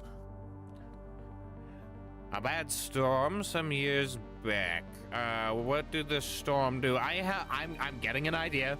I'm getting an idea. I'm getting a dangerous idea. And by dangerous idea, I mean a beautiful, beautiful idea. The idea is so beautiful. Like my beautiful, beautiful Bill. You know, I call Bill Clinton my big, beautiful Bill. All right, that's enough of that. You kind of have to have one of those. I mean, come on. I have an idea. And I'm sort of taking an idea from a friend's completely different game for this. Shout out Clockwork Stephanie and your Fallout tabletop game for giving me this idea. I'm just translating the rad storm to an actual storm.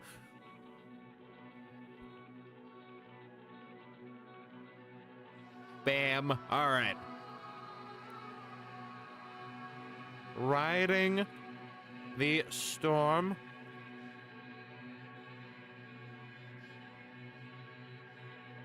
Yeah, the storm.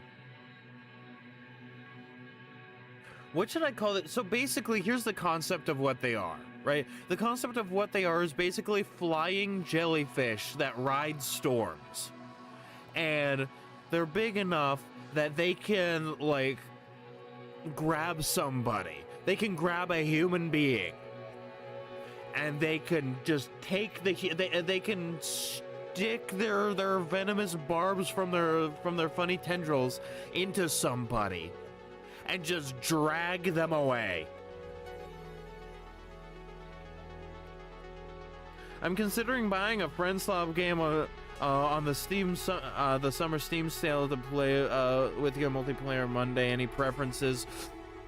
Oh, what preferences? Let me see what games I already have too, because I have Friendslop games.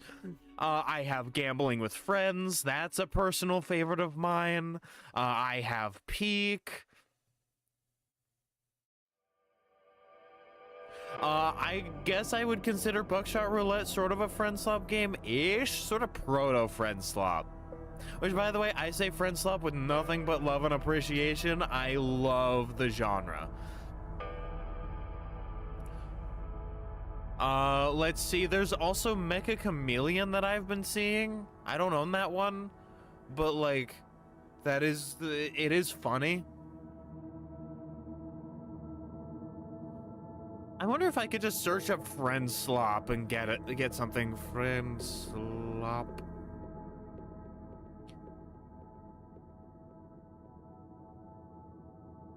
No, I cannot. No, I cannot. Oh well. I mean, yeah, like I said, there's Mecha Chameleon.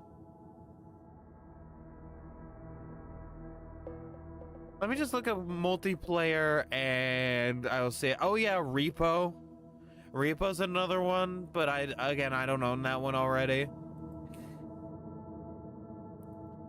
Like, my personal preference is for games that I've already, like, played some of, because I already know I'm gonna like those.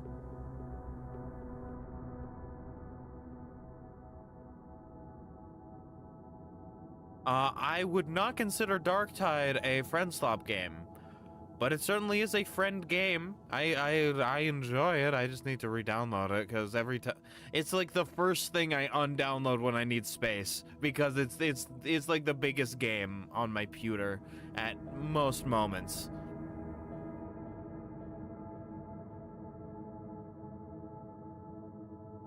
And give me casual.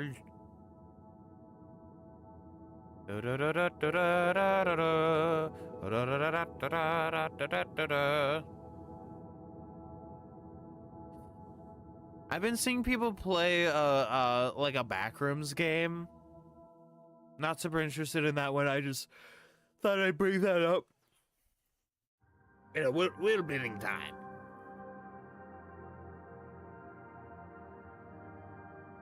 Riding the storm, were giant jellyfish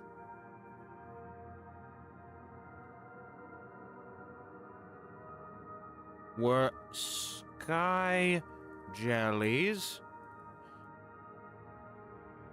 or I should say sky jellyfish, large enough to drag people away with their venomous tendrils.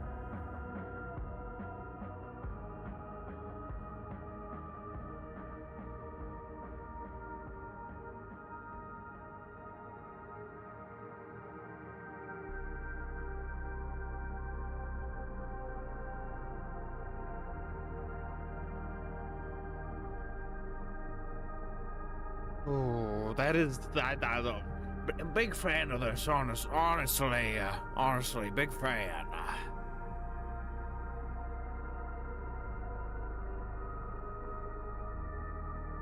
You know, I'm a big fan of the sky jellies. Rain in the storm or sky jellies large enough to drag people away.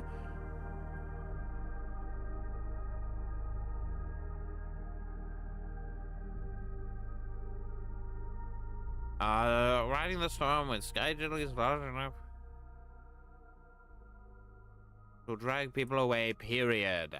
There we go. The period is very important.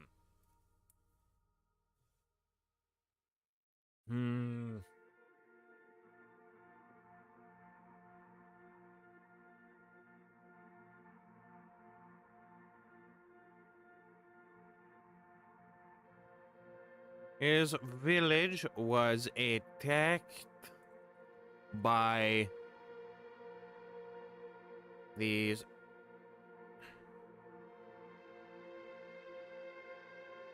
creatures,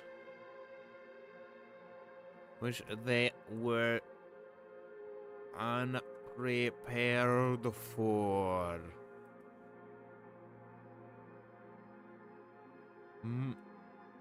Most of his neighbors and loved ones were dragged away that night.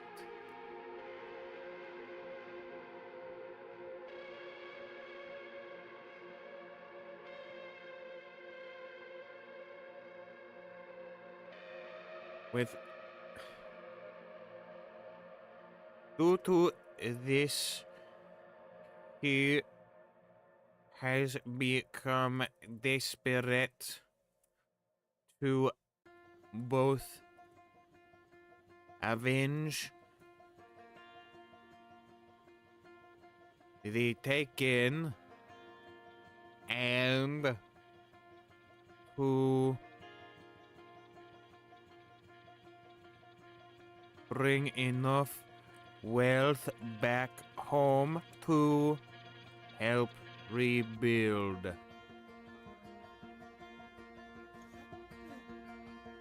This also gives me a really cool encounter that I can do for like a seafaring game set in this setting, right? Like a pre-written like seafaring adventure game, right? Is I could have an encounter where the storm is riling up and they see the sky jellyfish, the sky jellies, the snatchers in the storm, whatever I end up calling them, right? And then there's like a combat encounter, or like an encounter where they have to stop these things from dragging their fellow crewmates away, right? Like as like sort of a random encounter that can only happen every so often, right? That'd be so cool. I am so glad I have this stuff recorded so that I can come back to this later. It's so good. Makes me happy.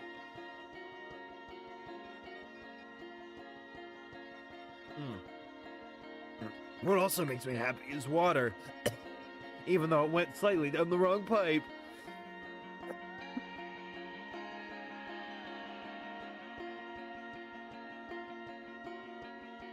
God. The voice I did sort of reminded me of Deltarune Chapter 5. Obviously, Xavier Renegade Angel, You couldn't think your way out of a cardboard bag.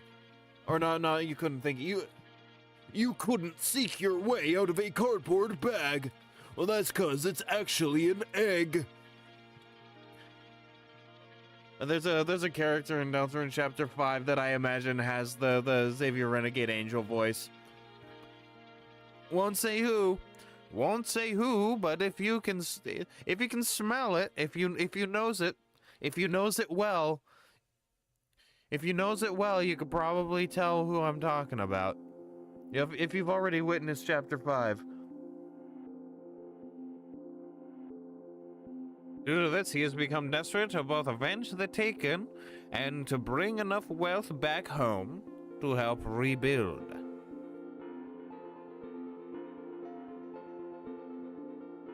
So far, he's had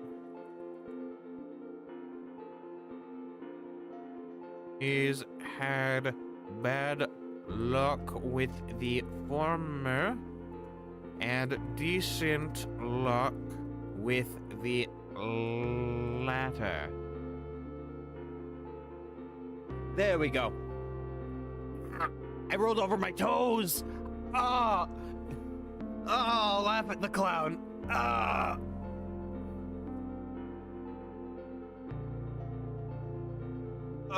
Slapstick humor. My favorite, except I'm being slacked and sticked.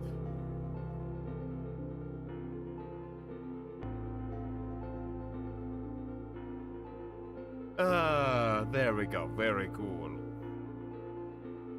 So I think that is good for now with Bartolomeo Sandino.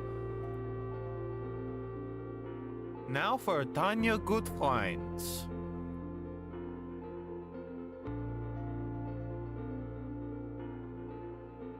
Tanya, it's good to see you. Okay. Tanya, good friends. They're good friends. Good friends. I love not being able to type. It's my favorite activity. I mean, you see me do it all the time. You know, simple as.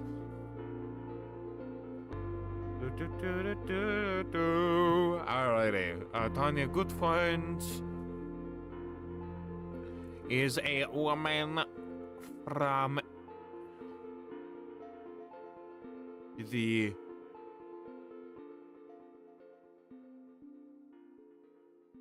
the eastern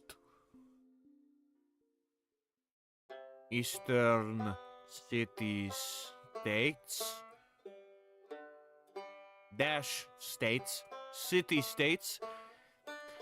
Tanya Goodfind is a woman from the eastern city-states who originally came to Faeden as a mercenary. That's not how you spell mercenary. That is how you spell Faeden, though. See, that is how you spell Faeden. Is Faeden.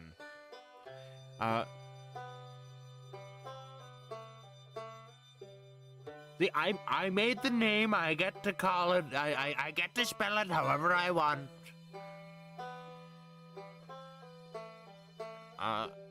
Eastern city-states who originally came to Faeden as a mercenary, but has since retired from that life.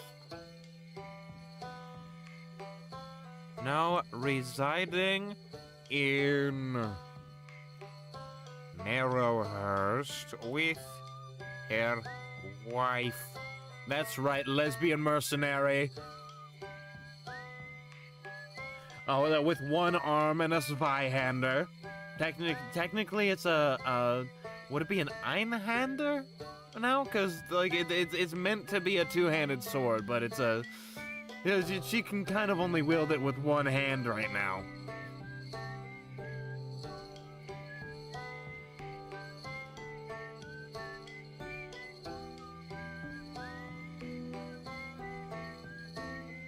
Now residing in Marahurst with her wife. She lives a quiet life near the docks.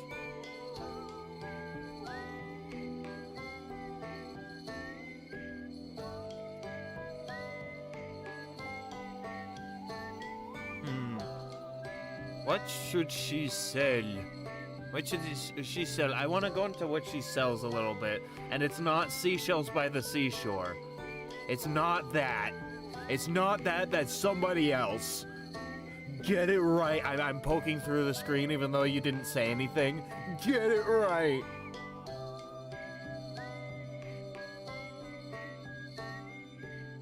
And she lives a quiet life near the docks.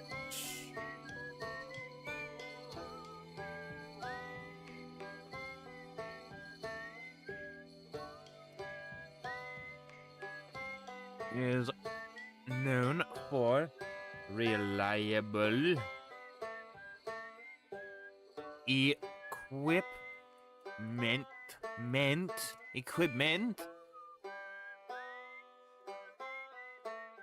He is known for reliable equipment.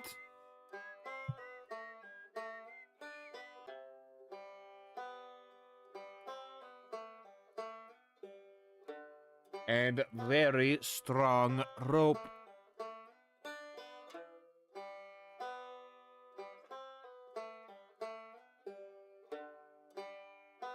I should say sturdy rope. Sturdy rope.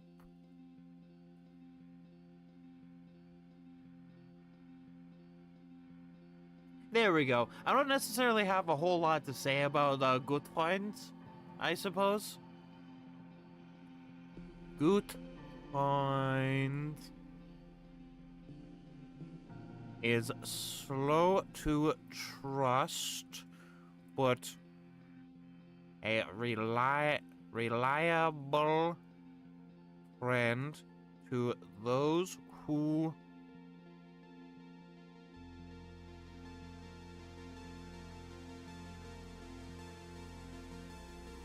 that she places said trust in.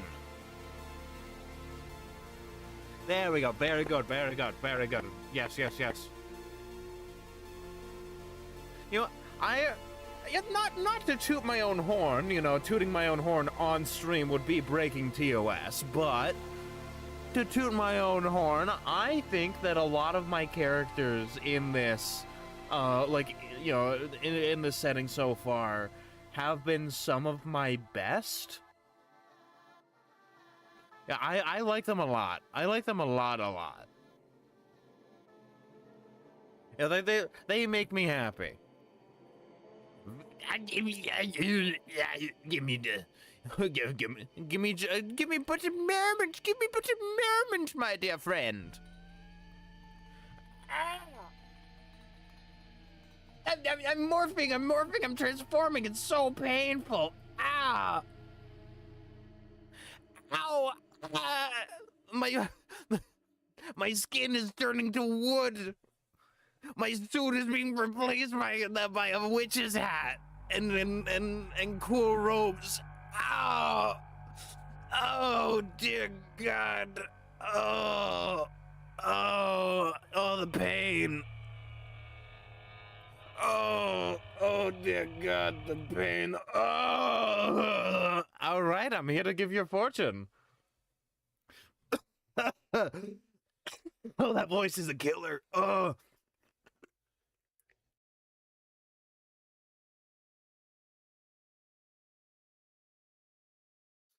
I think that the Norway World Cup team is very topical. I know. I want to hear about how the game went after the game happens. So what tarot card am I drawing? Oh shit! You weren't supposed to draw that. Oh, we weren't doing tarot today. You pulled from the deck of many things. Oh, I'm so sorry.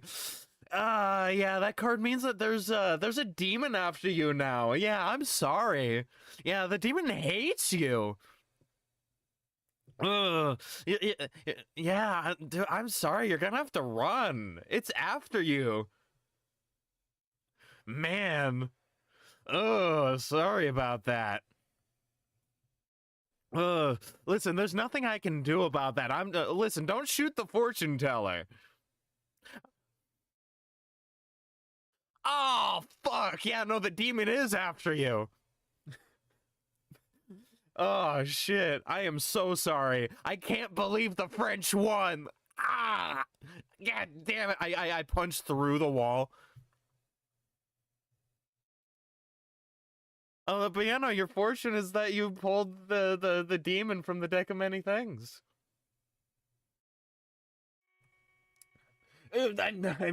I'm changing back. Oh, it's so painful. Oh my God.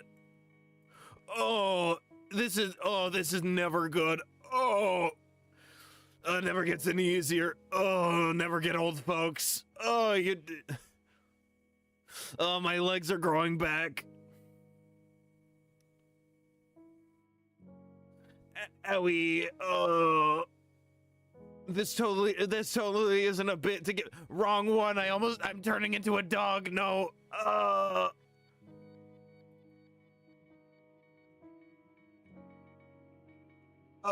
If you know what model that is, congratulations, you watched the Bendython.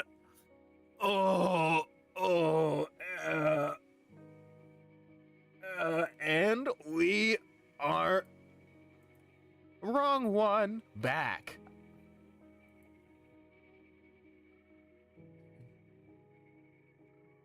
What major arcana is that? I have no clue. I have no idea what the major arcana is versus deck of many things. Ammunition idea, Mega Breaker attacks made with this ammunition ignore the effects of abjuration spells such as Shield, Blade Ward, Mage Armor, and Stone Skin. Fuck you, wizard!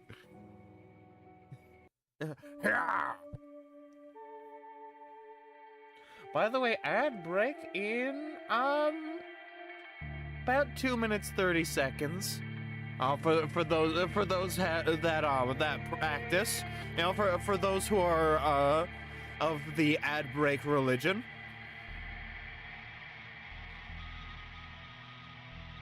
Also, something I noticed for a while on YouTube it's normal, but on Twitch chat is slightly shifted to the left.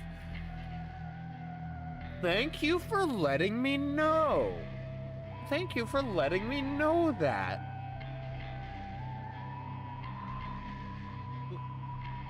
Ah, chat's invisible. No, your words must be spoken.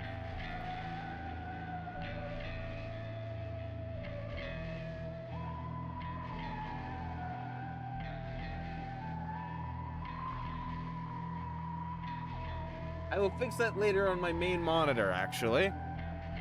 But that is good to know. Thank you. I appreciate you telling me.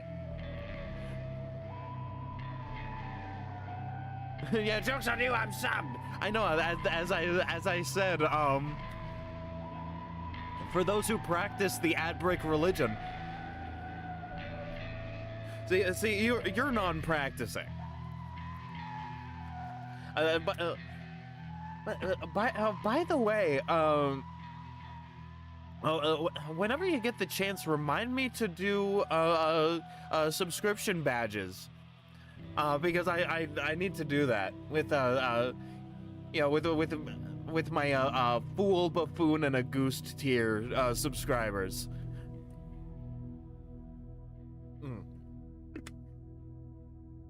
Because I want to draw custom badges for that.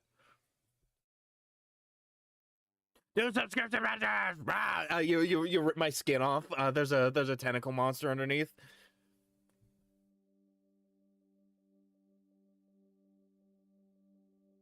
A good friend is slow to trust, but a reliable friend to those that she places said trust in. Ads are about to start for those who are believers in the ad gods. Also do a custom subscription badge for me as your first subscriber. I don't know if I'm able to do that. If I am, I will, but I don't know if there's an ability to do that.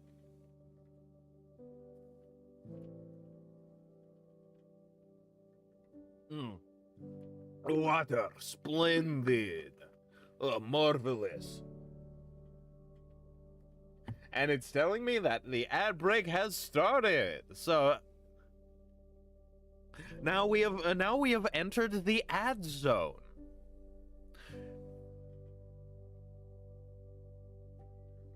I don't think there is, but that would actually be a cool thing. I mean, yeah, but also that might foster favoritism.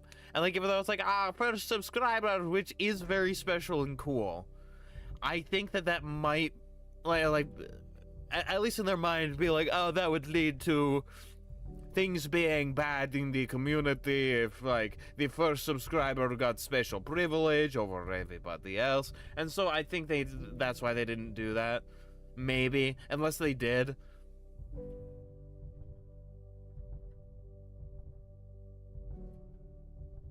Yeah, big stretching. Big stretching. But yeah, no, sorry that that France won over Norway. Yeah, you hate to see it. You hate to see it.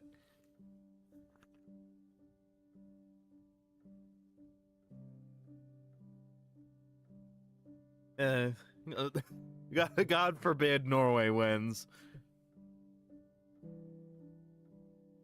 Although France is sort of a if I remember right, France is a pretty big team.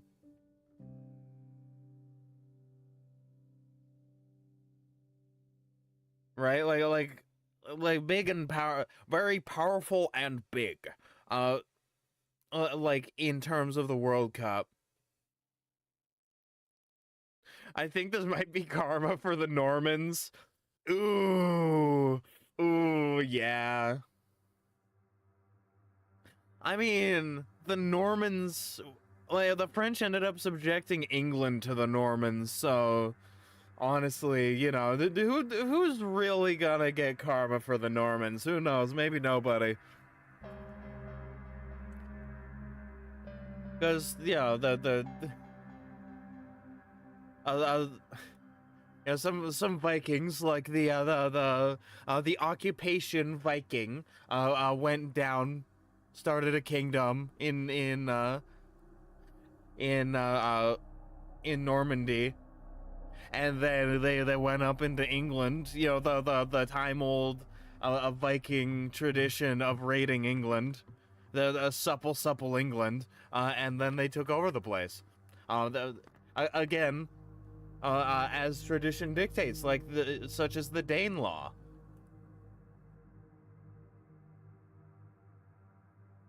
You know, honestly, you know, honestly, it just makes sense that they would do it. And it's telling me that the ad break has ended. Welcome back, everybody. It's good to see you back. Alrighty.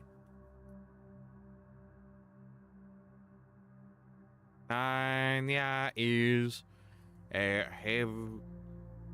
heavily scarred woman with a single arm.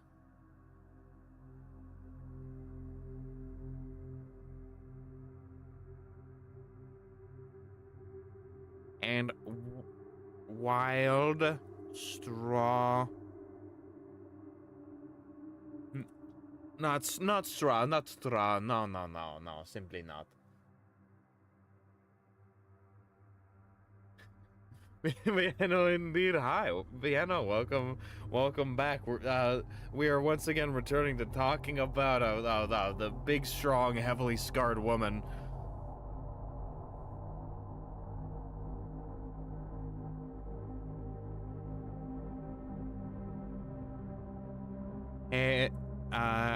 Hair usually loosely tied back. Loosely tied back. There we go. As a sore loser, I feel right to blame it on the French taking recruits from their former colonies. Or to be funnier than you only one because of the French Foreign Football Legion. Yeah, I'm only joking, of course. Yeah, no, exactly.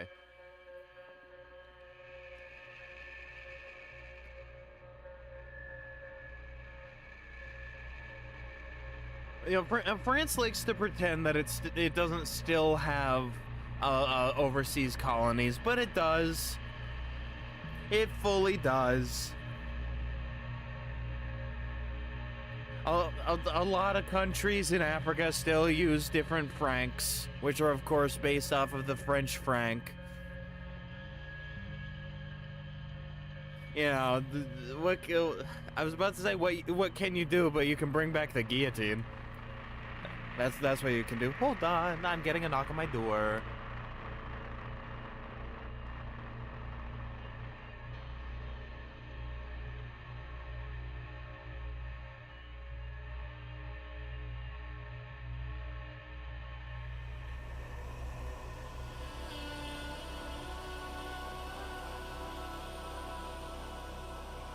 I have been gifted egg salad sandwiches, the whitest of all sandwiches.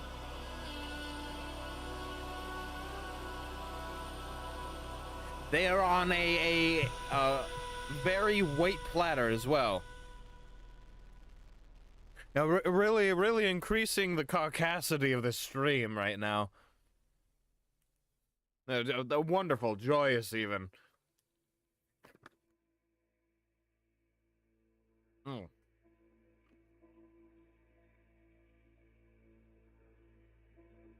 And wild hair usually loosely tied back. Actually, normally sounds better. Normally, loosely tied back. There we go. Tanya, good friends.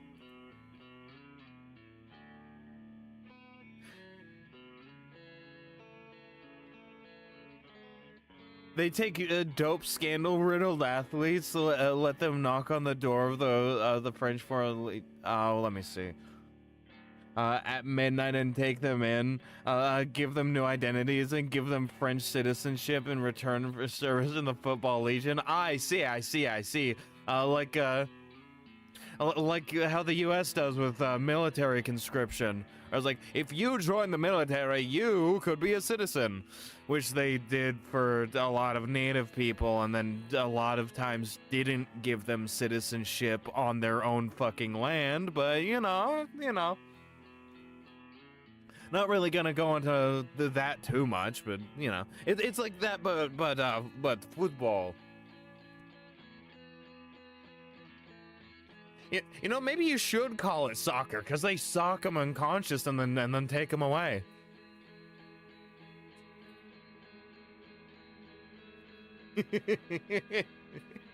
I love stupid puns.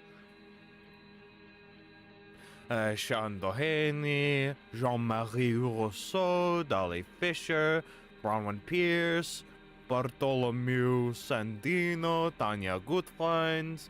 I think that we have taken care of all of them. Hey, do you want me to take care of them, boss? No. You're good. I'll take care of them. I'll make sure they get a good night's rest.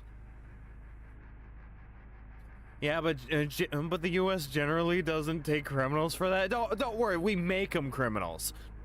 The French Foreign Legion is like one of the only ways for a normal person to escape Interpol. I see. But you know, you see, they don't start off as criminals, but boy, they will afterwards. Usually the international kind. Yeah, usually the war variety of criminal.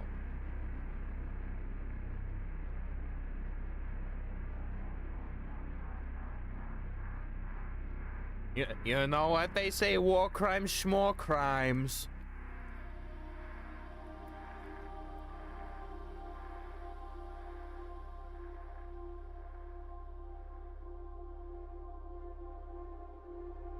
Wait, like, that's not a bit? Like they take wanted criminals? Well, I mean, if you want killers, you know, you gotta take killers. I don't know. I guess that's what you gotta do.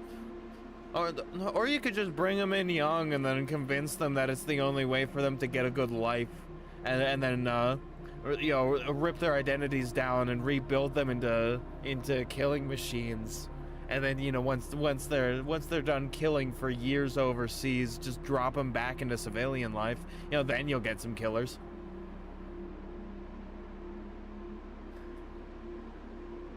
Yeah, can you tell my feelings on how we treat our soldiers and veterans as nothing but objects rather than people, and that's the point of the system and not a bug?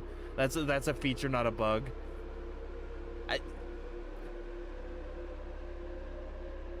The French, that's part of the appeal of the French Foreign Legion for people not from third world countries.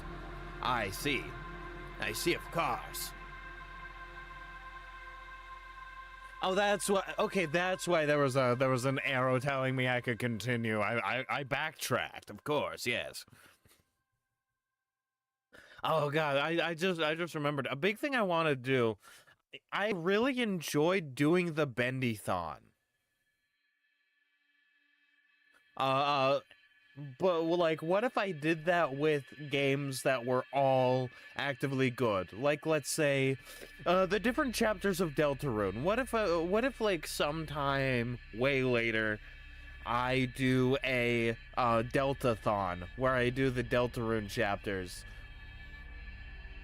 That'd be fun. I'd like that. I think that'd be cool.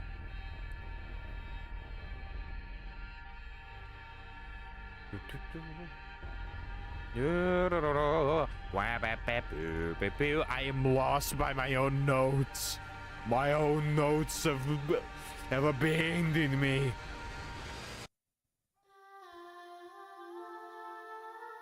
With a passport and French citizenship?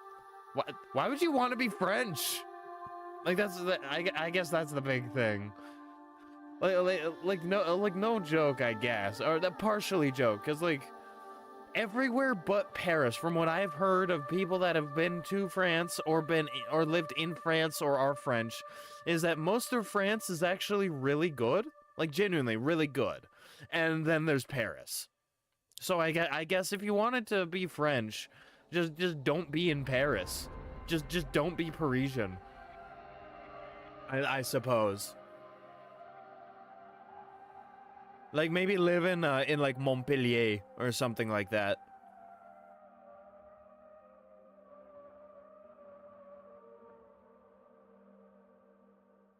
People used to joke about faking their death and joining the French Foreign Legion to escape death or a scorned lover. Oh, I see. I see, of course, yes. Personally, couldn't be me. Not because that sounds like a bad idea, but because, like, I don't want to go into a military.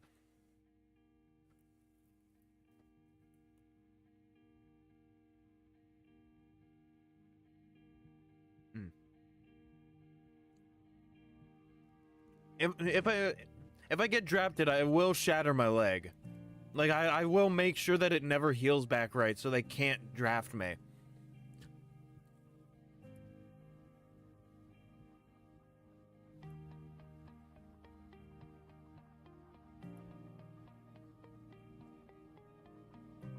I would rather need a mobility aid for the rest of my life than go kill people in other countries. Frankly.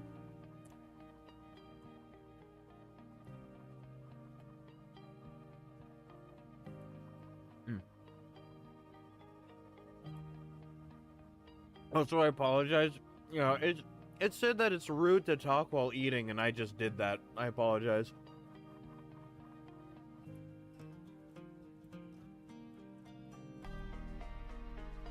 One of my neighbors has one of your neighbors, as a child and classmates back then has a vacation home in southern France along the Mediterranean. Yeah, a lot of France is beautiful.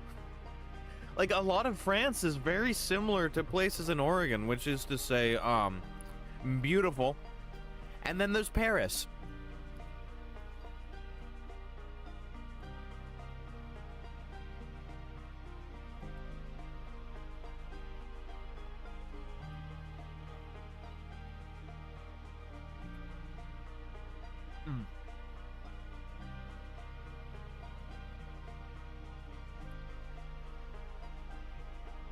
Turns out egg salad sandwiches are actually pretty good. They're generally very enjoyable. I'm going to move the platter over, however. I'm also going to move this book so that my sandwiches don't touch my monitor. Bam. But you know, like, a lot of it's beautiful, right? Like, it's a gorgeous place. A lot of France is similar to Quebec, which is to say French and therefore a scourge upon mankind. Hey, don't be too harsh on all of France, okay?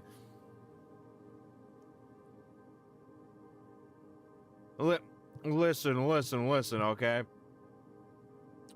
Nature is beautiful no matter where you are, okay? Nature is beautiful no matter where you are. That includes France, that includes Quebec. Many people are good people. I find that generally human beings are good. The exceptions are usually incredibly harmful and very, very generally disgusting.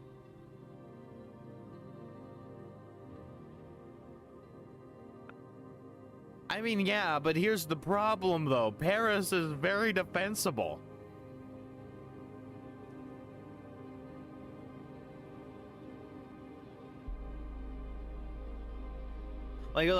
Paris is a very defensible city. I'm sorry.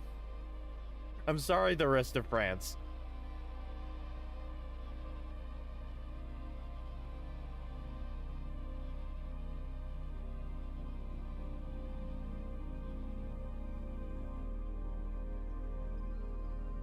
what? I'm still trying to decide what to expand on with the world building. I added a bee there for comedic effect. Don't be stung by the bee.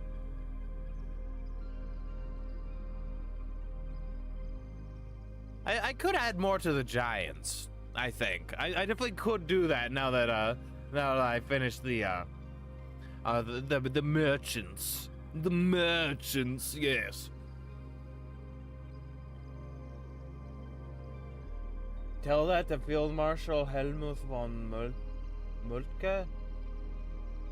That better not be a Nazi field marshal.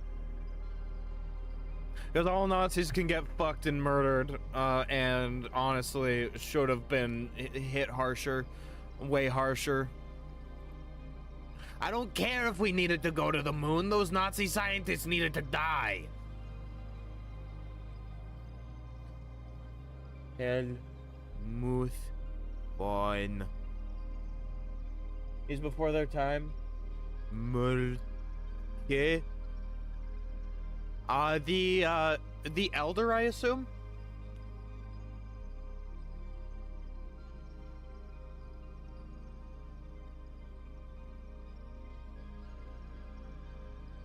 But, it just seems like a, oh, it just seems like a general to me. I don't know.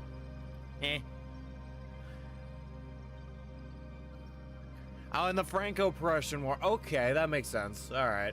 No, wait, no, I remember him. Yeah. Yeah, he took Paris. Don't think he kept it long, though. Yeah, don't think he kept it long. It doesn't matter. Listen, I'm not a massive fan of military history, so I apologize if I forget some facts about a general that took Paris in the Franco-Prussian War. I apologize. I'm more into the history of what were the textiles that the French made in the 1000s, what foods were commonly eaten in like the Ming Dynasty, what did the cave paintings represent in our evolutionary history as human beings? You know, that's the history I love. That's what I care about. Riot doesn't need to keep it long to do its job. I mean,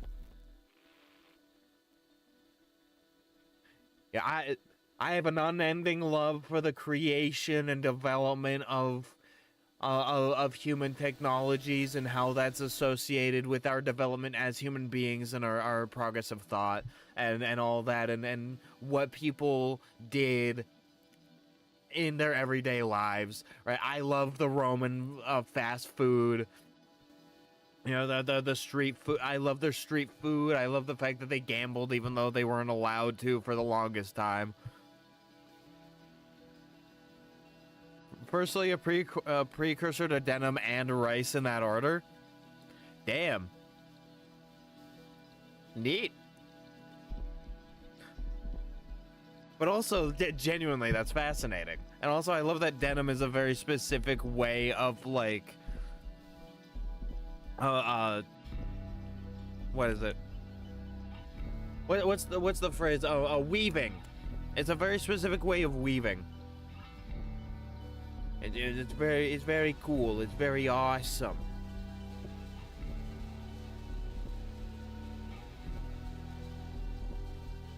Alright, but yeah, no, let me see. The giants. The giants. Yes. Giant is a misnomer. Let me actually reread everything, because it's been a bit since I've actually read a lot of this. Me when I forget what I've written. In contrast to dragons, giants are manifestations of pure idea made flesh. When they are in an area, they can warp it to fit with the concept they embody. These concepts are the more abstract ones. Concepts like a local ecosystem or the idea of erosion may become giants. Different beliefs of what love is may also become giants. A real-life example of different ideas of love are the ancient Greeks, who have different words for familial love, romantic love, love for friends, etc. Giant is a bit of a misnomer, as they are not exclusive to being large in size. In fact, giants are extreme in all sizes, from as tall as mountains to as small as a fingernail.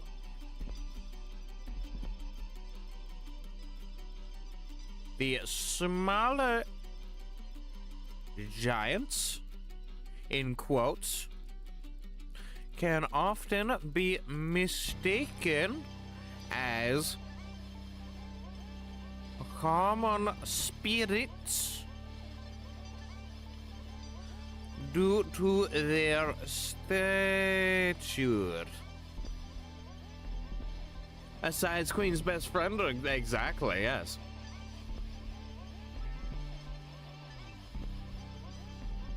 You know, we love a size queen here.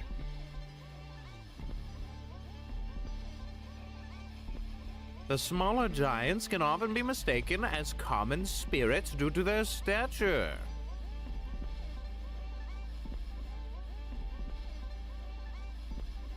As something. As something.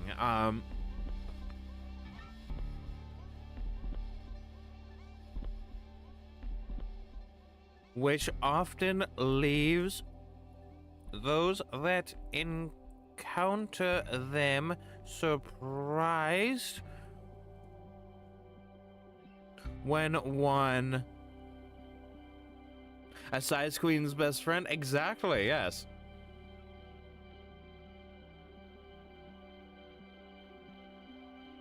Everybody's gotta have friends.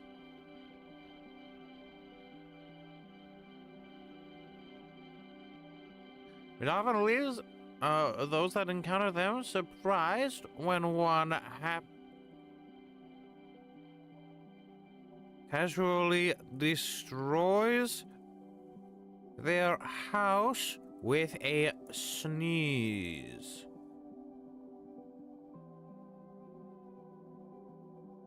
Or when one literally cries a river. Imagine coming across somebody who's like the size of size of an actual statue garden gnome, right? Like maybe a foot tall at most, which is, what is that in metric? A foot. Like 30.48 centimeters apparently, according to Google. Yeah, imagine something a foot or like 30 centimeters tall, and it's literally crying an actual bona fide river. Imagine how fucked up that would be if you were like, what's a good peasant name? Like Sven the peasant. Right? Imagine you're Sven the peasant, and then you come across a little guy that sneezes, and all of a sudden your house is gone, like I said earlier. Or that gets a back scratcher and scratches their back, and then suddenly that dandruff turns into snow, right? Or they play a song that, like,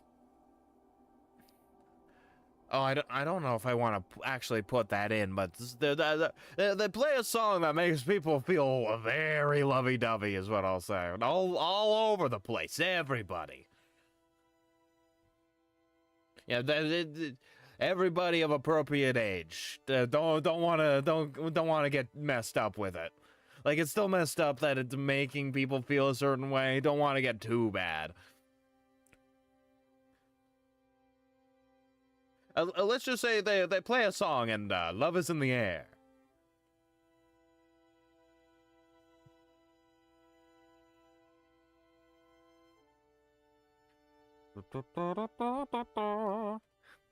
Or one literally cries a river.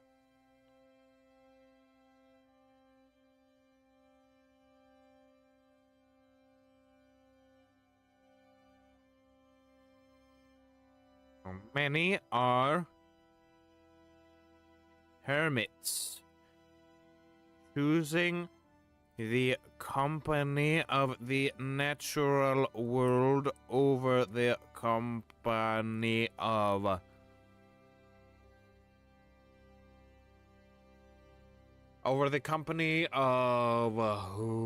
what do I say? Because it's not. I guess the company of people, because people is very people. No people. People. People.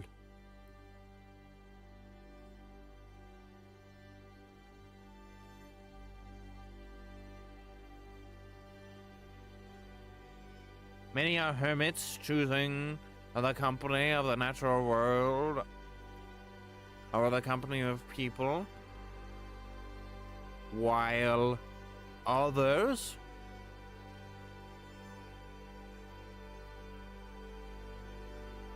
reside in the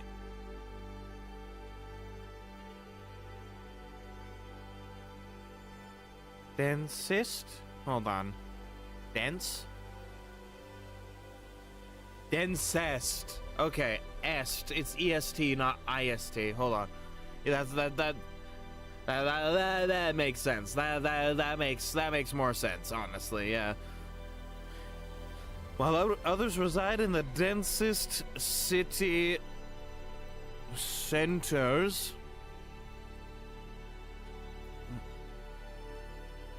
bathing in the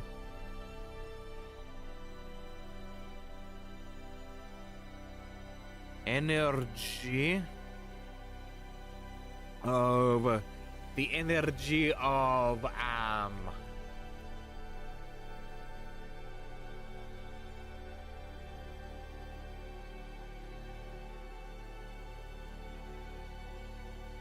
the flow of people itself. Bam. Because I definitely want to like specify that. Yeah, no, giants are fucking weird, and like imagine somebody the size of a fingernail, right? That is or perhaps even a large pinky toe. Right, imagine somebody that size, right? And then they're just walking around town going dee dee dee dee, and then they're like feeding off of the energy of everybody passing by. And I don't mean like feeding off of their life energy. I mean the energy of the city, the energy of people living in the world, right?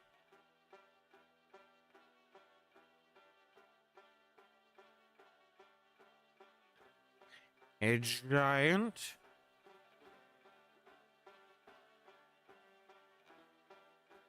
Ooh, I just got an interesting idea.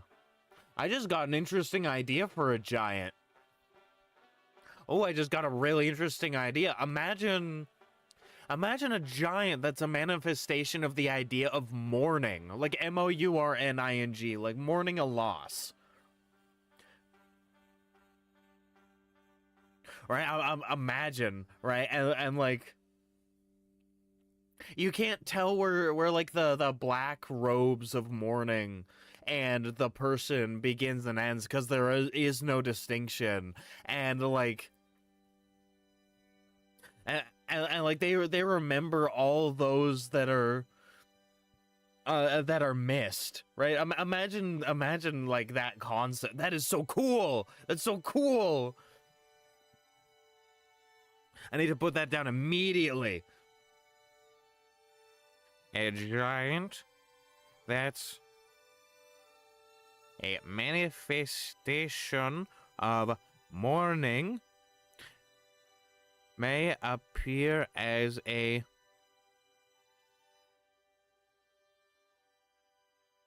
figure in flowing black morning robes, though the distinction between the robes and the figure are fuzzy.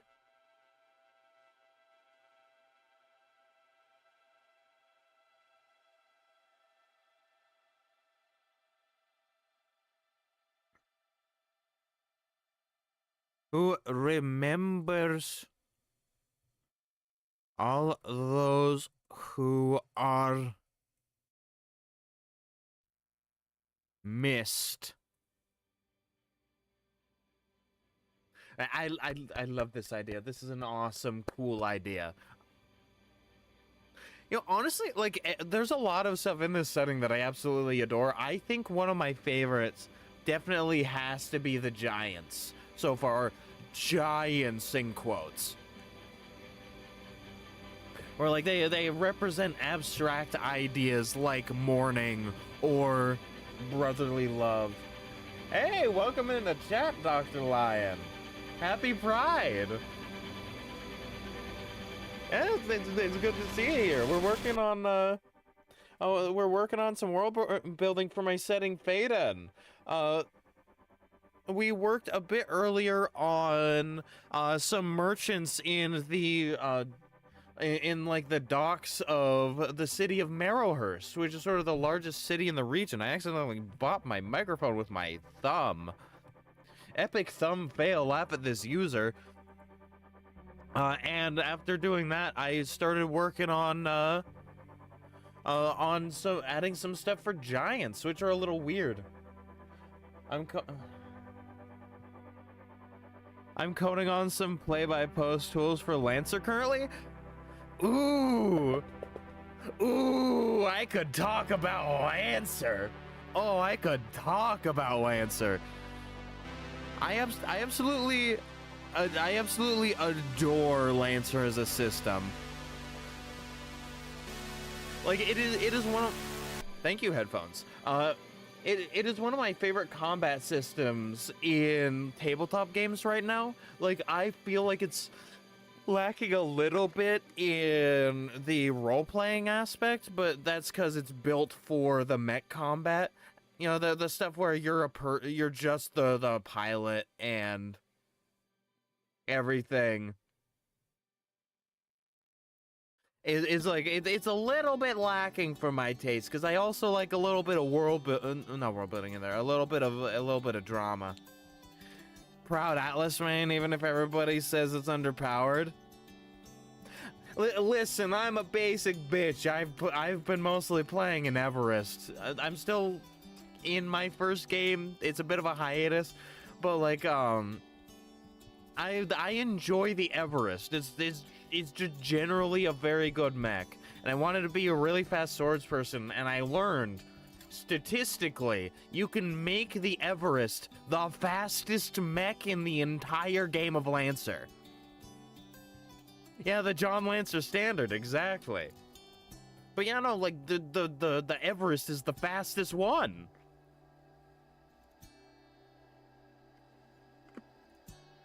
And it's very cool. I also like how it's super customizable. Why am I getting so many notifications from the weather app? From the weather channel. Yeah, I don't know. It is a basic bitch answer for like what mech is awesome and cool, you know, that I like. But like it's really good. You can do basically anything with it.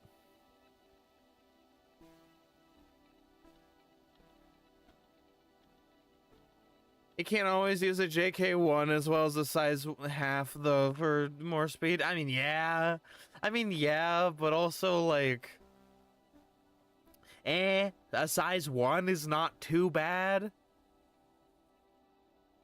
You know, the Everest being a size 1 mech. I did have my eyes on trying out, the Duskwing for a while. Because What? What? Is it are you saying giant French space weather laser because the French beat Norway in the World Cup? I'm sorry for your loss, but also the French are not doing that. JK1 Duskwing is very funny. I need to try it out. I need to try out JK1 Duskwing. It's very funny. Basically, my main build for the Everest is like a what's the really large energy sword? It's that really big like Guts Berserk ass energy sword that like no, yeah, no, and like a shotgun. Like that's my main build for my Everest. Yeah, no, my main build right now is a Tempest Charge Blade and a shotgun, and boy, it feels good to just smash a fool into molten slag, and then shoot like mech shot into like the remaining heap. It's fucking awesome, and like being able to rush in and go, yeah, this is my first attack this turn. With my melee weapon, because I have a thing for that. I forget what it's called. Yeah, I do extra damage, and if you don't die, I get to shoot you with extra damage. Ain't that beautiful? And then it's very fun. I love the system a lot.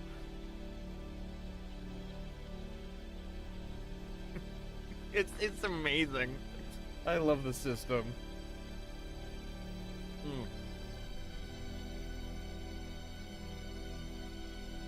I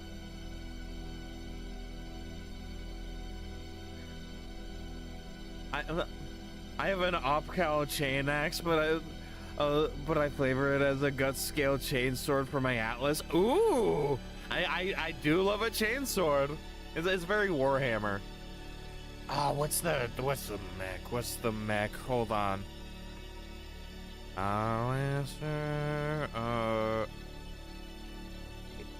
Is Atlas the Nuts Berserker one? No, the Atlas is the I've been studying the blade. Berserker.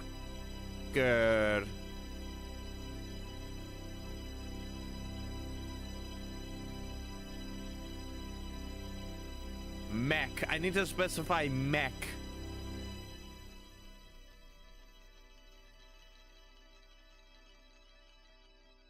Blackbeard.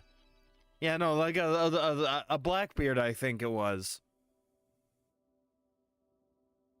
Which was it was very cool. We fought against a Blackbeard that was like a cool berserker thing.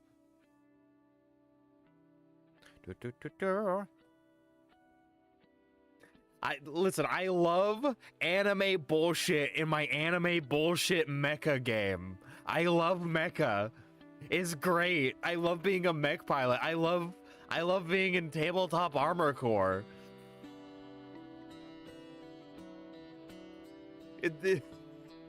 I adore it so much. It's a great system.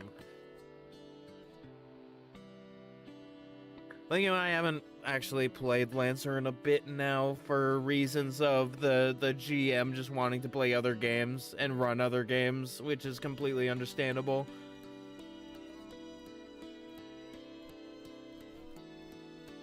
Ugh, don't mind me stretching.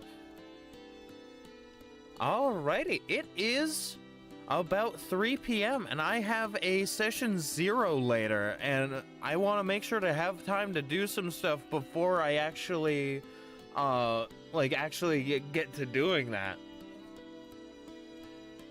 It's a fun political intrigue D&D game. I'm planning on making a Living World campaign based on Horizon Zero Dawn and Monster Hunter. Ooh, well now you've gripped my interest, so I think I'll stay on a little bit further to hear about what you're talking about. That's what I'm coding the tools for. Like, I think I would like to hear what you have to say.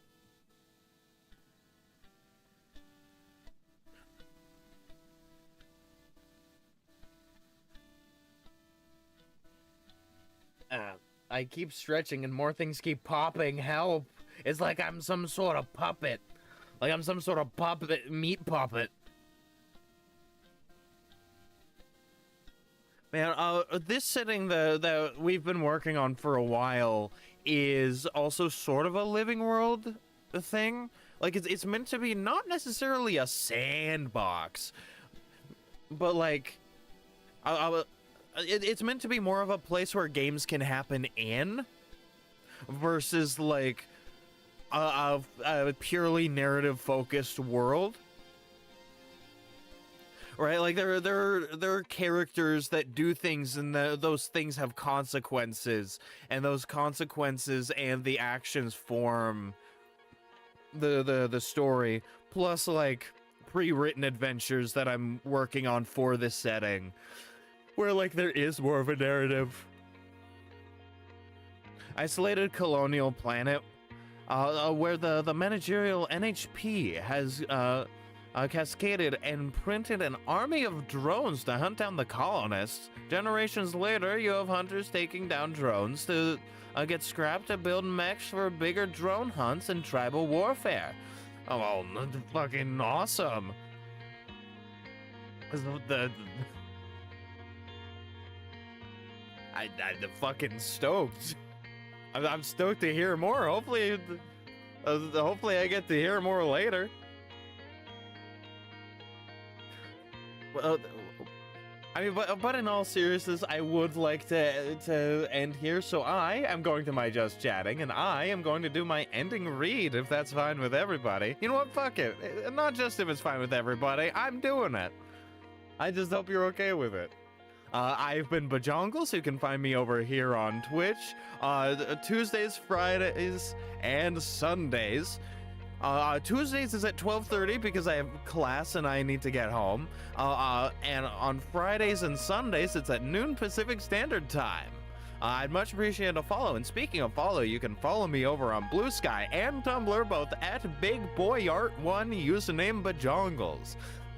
If you'd be so kind, I'd much appreciate it if you could join the Discord. It's !Discord in the chat, or if you're on YouTube, it's in the description down below. And speaking of YouTube, hi YouTube, make sure to like and subscribe. I will be back on Sunday. And I have... Exactly, you have been.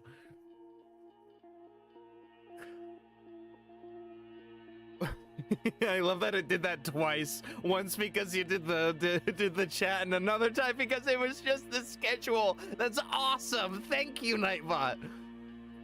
But you know, I will be back on Sunday to continue playing Ori and the Blind Forest Definitive Edition. Also, thank you, Nightbot, for saying my socials. And then on Monday, I will be on the Discord to do a multiplayer Monday. I'm not sure what we'll be playing then, but it's always a great time. And then on Tuesday, I will be continuing the One Piece fan art. It'll be the last One Piece fan art until August, because we'll be doing Art Fight in July. And so with that, it has been a wonderful time. I will catch you all on the flip-flop.